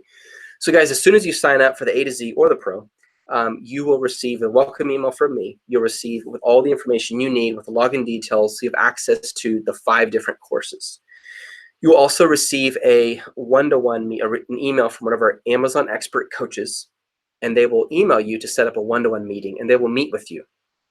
And this meeting is to explain to you how the membership works, any questions you have about getting started, and how to just get set up. And it's all about just making sure your mindset's in the right place and initial questions, because a lot of people when they start, they don't know what to do.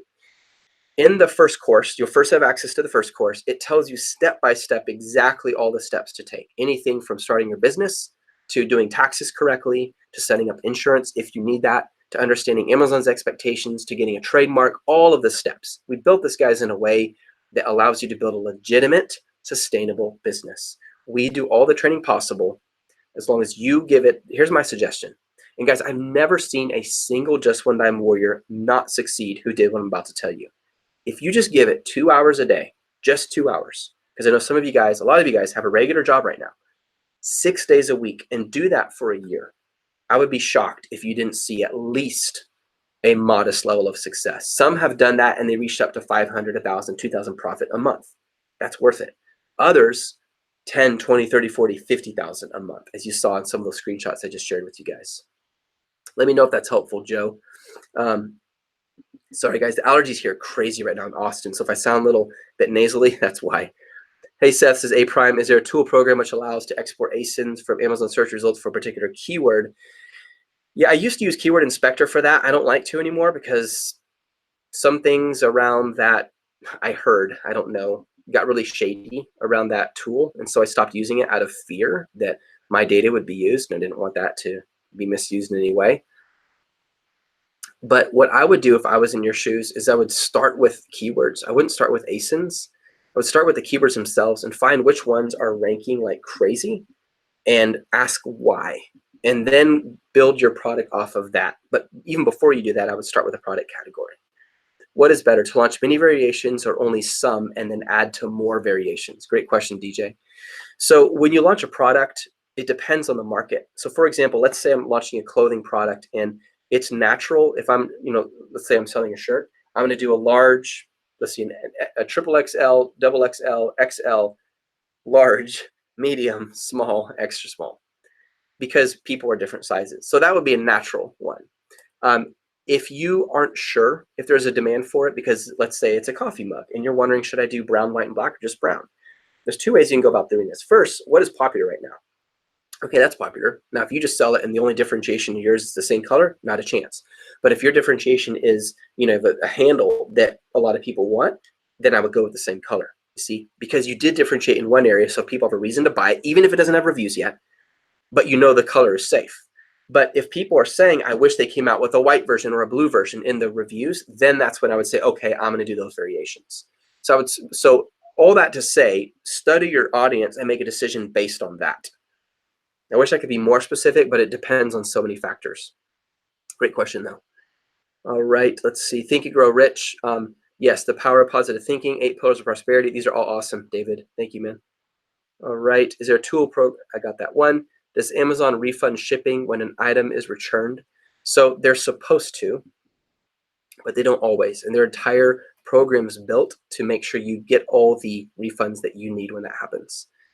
Seth, I signed with a different coach. He only endorses brand products, but I'm torn. Yeah, that's a different model, Claudia. It's a completely different model, business model. It's not a bad one. The problem is, I haven't even read the rest of your question yet, but the problem is it's someone else's brand. So you can't turn around and sell that. I mean, you could sell your operation, but you don't have the brand value. We had a guy, when we had our first big meeting with a bunch of warriors, we had 500 people show up, and he sold his business for over $1 million because he built his own brand. Another guy sold his for over $600,000. He built a sports fitness brand. So, I mean, that's what I would go with. But let me read the rest of your question. Why go your route if it is more difficult? It is more risky to create my own products. Any feedback will help. So I don't think it's more risky, Claudia. I think no offense, but I think the method you're using is more risky, and here's why. If you're selling branded products, it's not your brand. You don't have rights to the trademark. They can pull the plug anytime they want. They can take you to court. You can't turn around and sell that brand. If it's your own brand, does it take longer to build up? No, and here's why. At first, someone will buy this mug because it's fixing a problem no one else is. They don't care about the brand. They don't know about my brand. But 6-7 months down the road, people start searching our brand. And now they're buying it because of the brand value. See what I mean? So you can be profitable from day one. Once you've launched and you're into it a couple months, you can be immediately profitable because you built a differentiated product. Because people are looking for that. Then later, the brand value starts to build and follow. I hope that's helpful. Great question, by the way. Hey, what's up, Kareem? Just became a life member. This course is great. That's awesome, brother. That's super cool. Seth, do you think it's better to take risk on small businesses, or do you think it's better to invest in properties but save for a long period of time? Great question. Top 10 chart fails. So it depends. if you are trying to, if your business model is set up to make residual income over a long period of time, then property investment is super smart, because equity appreciation of property almost always goes up, unlike cars and vehicles and other things. So real estate is awesome. That's a great way to do it, but it's not going to make you a ton of money unless you get into the flip model. See what I mean? If you rent and you do short-term rentals, your operating costs will go up because you have to have someone to clean, prepare the place, and communication with each new guest, but your profits will be much faster than if you do a long-term rental. And I could speak a lot to both. Great questions. BMW collection, you're a great trainer, Seth. You made a great process since I first came across you. I love your positive spirit. Thank you so much, brother or sister. I really appreciate that. Thank you. There are 10 haters to one supportive person. I hope not. Don't give up. You fall, get up. That's right. You do it again. Guys, can I just encourage everyone right now? This is a part of life, everyone. When you mess up, get used to getting up again. Like, this is a part of life. You fall, you get up. You fall, you get up. The other day I was feeling really, really yuck from all the allergies here. Like, it literally makes you feel sick. That's when my eye is, which one's that one? Is like reddish. And I was telling my wife, this is good. I'm thankful for this. It makes me more grateful. It makes me stronger. I hit the gym. I ran uphill for 10 minutes. Then I worked out my arms. I felt so much better. I think problems are a blessing. They're a gift. I really do. And they make you happier because now everything's good. Even when something sucky happens and it hurts and your heart is broken, you still are growing stronger because you are a student to life. You see? And that's what I love about the Just When I'm Warriors. That's the kind of people in this membership. Is the program a CD or a book? It is neither. Everything is online. So what happens, Damon, is when you sign up, you get an email from a coach who will meet with you one-to-one. You get an email from me, and it gives you access to a portal with a whole bunch of training. You become part of a community, and you ask questions. People help you as you go. I've already launched a product fairly poorly, says Cindy. Can you, number one, help me improve my current product sales? Number two, can you help me launch products 2, 3, and 4 more successfully? So Cindy, yes, we absolutely can do that. What you need to do is join Just One Dime and let the training show you how to do it and ask questions as you go. If you're looking for like one-to-one coach, that kind of thing, I'm currently not doing that right now because I just can't. I got too much that's going on. But if you're looking to meet with a coach, when you join, you get a meeting right up front with a coach to get you started. And then later, if you're like, hey, I want to purchase a lot of one-on-one time with a coach, you can absolutely do that. But I will tell you this, guys, the training provides all that you need, the knowledge that you need to build it right. We've had multiple people actually stop their launch, start from the beginning, go through the training, relaunch, and they're doing 10 times better. And that's an understatement because they followed through on the steps. These aren't just random ideas. These are what are working for us as we learn every day. Will the coaches tell me if the product I'm thinking of selling is not worthwhile and help me find something different? If you're looking in that one-to-one meeting, no, they're not going to help you do product research. We believe in training a man how to fish versus just giving him a fish. Now, what we will do is our research team will send you huge potential products. You get 3 for A to Z. You get 12 if you get the pro membership. We will send you huge potential products, and a lot of research has been done on those. But we still tell you, you still need to do your own research, because if you don't, you won't launch it correctly. You won't understand your customer correctly, and your business won't grow. You have to do the research yourself as well. And again, if you want more one-to-one other than that one-to-one you get, then you can purchase that. What I would recommend you do is join now because the prices are going up. Get the one-to-one with the coach. They're going to help you get set up for how to get the most out of the program and any initial questions you have about Amazon. Excuse me. And then as you move forward, go through the training, attend the live coaching. You can ask any questions you want in the 5 hours every week of live coaching that you get. All right. Awesome. Thank you, David. I appreciate that answer, man. What do you think about selling on Amazon in Germany? So we have people in our community who are selling in Germany. I'm not selling in Germany myself right now. Germany, if you go to Google Trends, it's one of the strongest for Amazon FBA. Germany, Israel, the US, it's grown a lot. Its potential is much stronger than Italy, France, or Spain right now. But I think UK is still ahead of Germany, in my opinion. Cool Europe with Amazon. What I mean by that is it hasn't fully reached its potential. And so I think there's a lot of changes and improvements going to happen over time, which is why I would recommend you get in now instead of later. Start selling in Germany. Even if you're getting 1 sale a day, doesn't matter. You started. Now you focus on US and build your income that way. All right. Is the market in Mexico good? Mexico, I think, is one of the biggest potentials, but right now it's very inconsistent. It's super, super difficult to find a consistency in Mexico right now. So I would recommend, again, you get in now before they grow a lot, but the US is still the strongest in my opinion. Yep, no problem, guys. Absolutely. Yes, you're exactly right, Sean. There's a spreadsheet, puts you in the data numerical rank. Absolutely. Guys, this spreadsheet is so gold. When you join, you get a spreadsheet. I know that sounds boring. It's actually made nice and pretty. You drop in the data and it gives you a star rating so you can objectively evaluate how long will it take me to make money, not profit, but the first check from Amazon.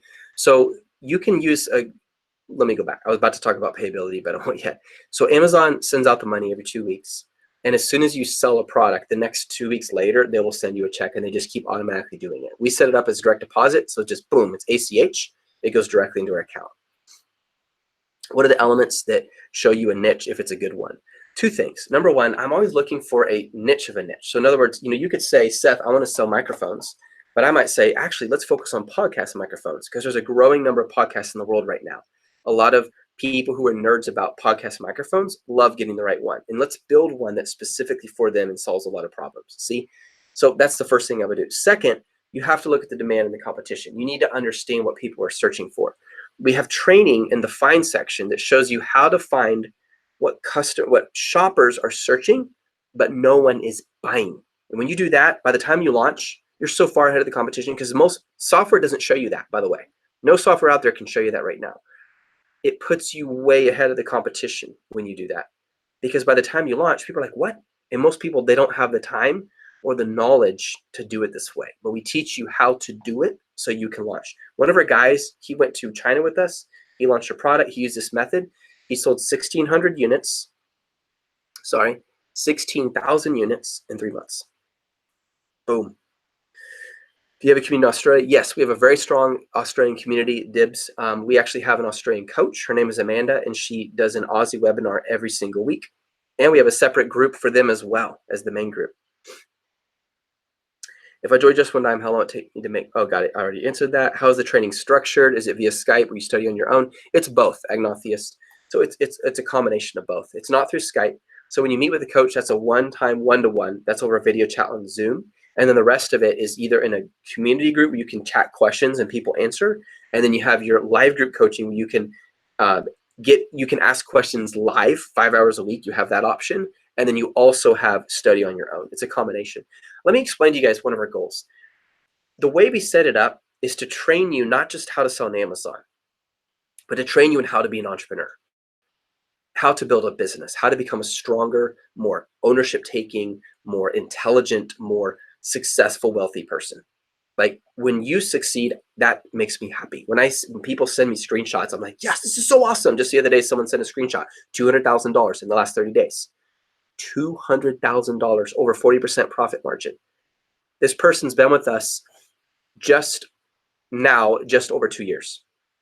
If in 2 years you knew you could do 200,000 a month, would you do it? Like it's just like such a no-brainer, But it's not because he just had a lot of tips on how to sell on Amazon.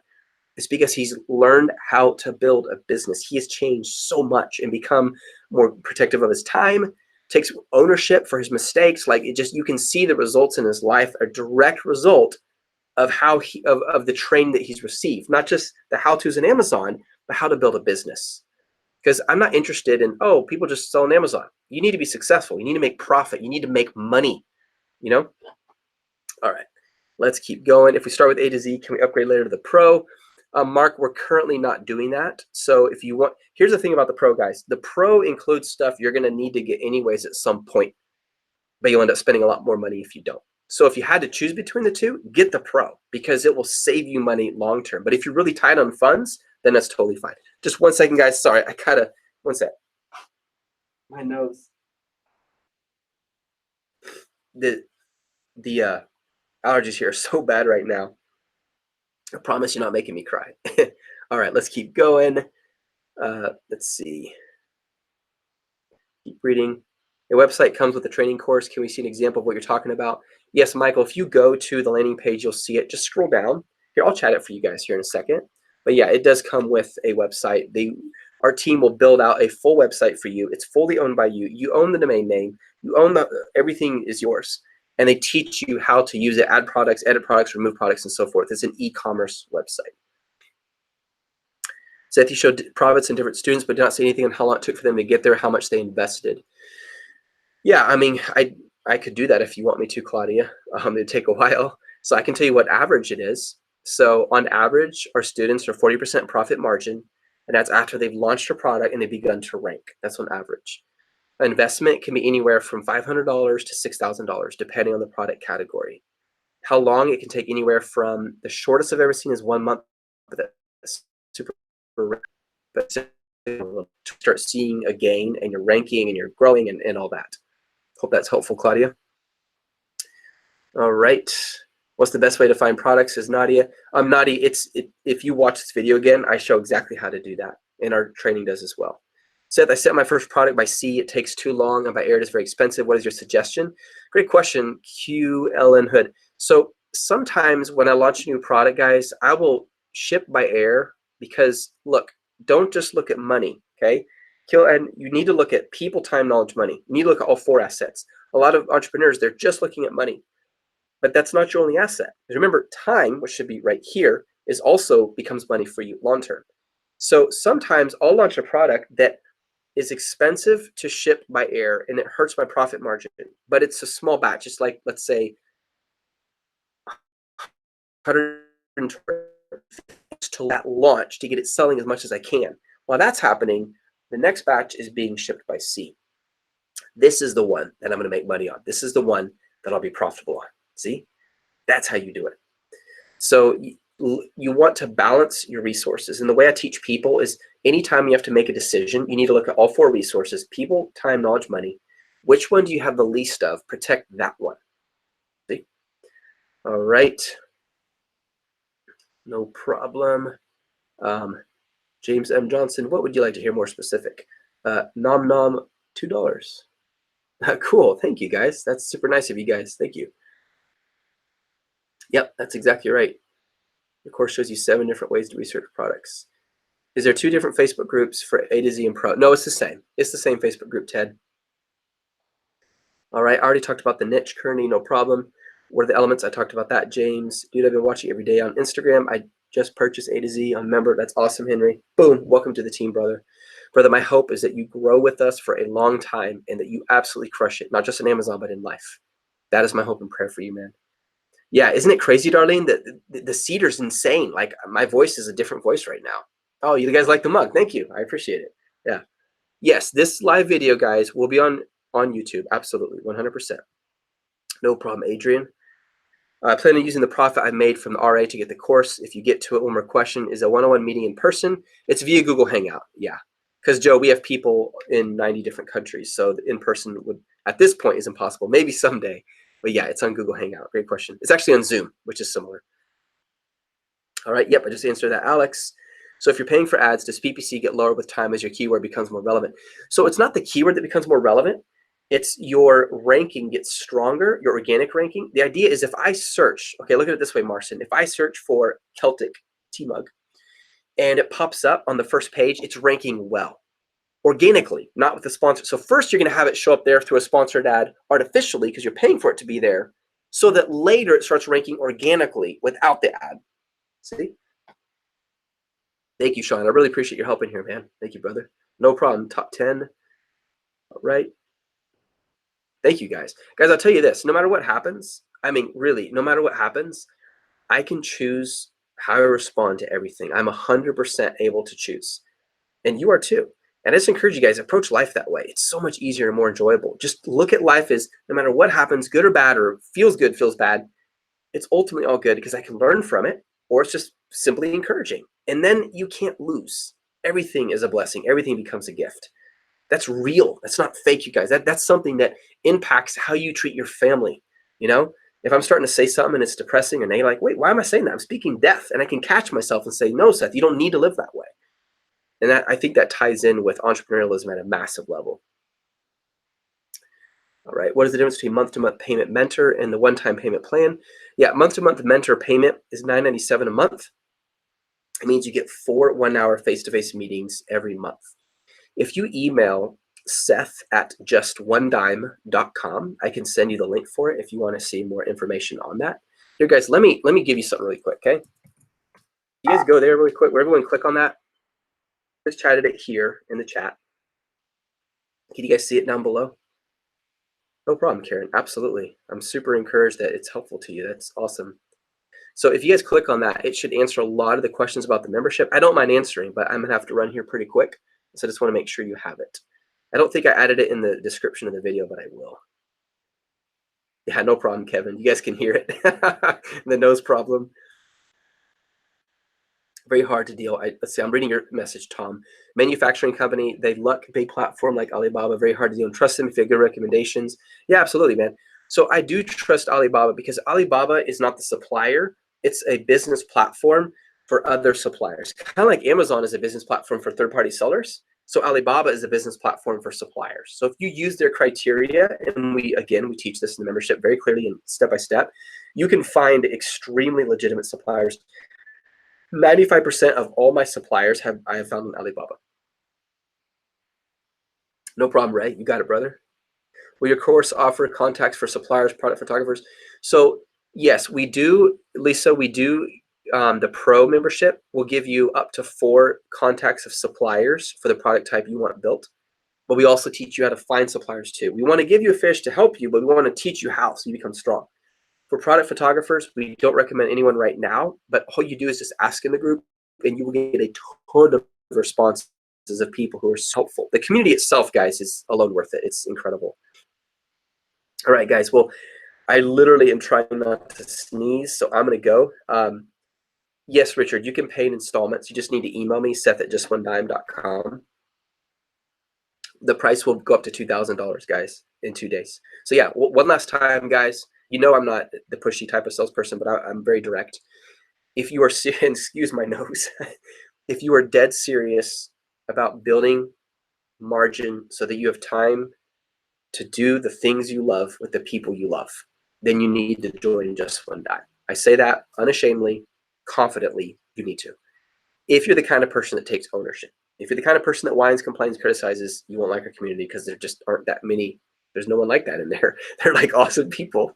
So if you're serious and you want to do that, I promise you this, we will do everything we can to help you absolutely crush it. That's what we'll do. That's who we are. I love Just One Dime. I love the people. That's why, guys, I'm not running around with a course. I have a team of staff coming to Austin. We have offices now we're moving into, and it's awesome. Like, we're gonna have a ground-based support system here in Austin, which is, yeah, I'm so tempted to talk about more right now that I can't share, but it's exciting. So cool. All right, guys. Hey, I hope I've been able to answer a lot of your questions. I hope this training has been super helpful to you. I have never done a live video for 3 hours before in my life.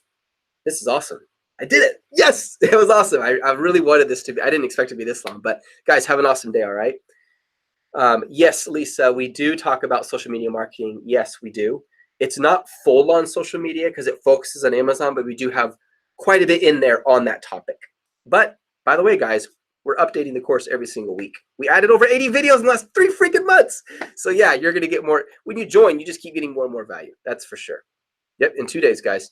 Yeah, I will. We don't do a phone number yet, guys. That's one of the things we are going to do with our office. We don't yet. We're not set up for that. But you can email me. So there's the link. And here, let me give you my email. Email me directly. I'm really good about email. All right, I love you guys. I really hope this has been encouraging, and I've really enjoyed it, and I hope it's added a ton of value to your Saturday, wherever you are in this world. Can I just say one last thing? Get out there and crush it. Oh, actually, there's one more thing I have to tell you guys.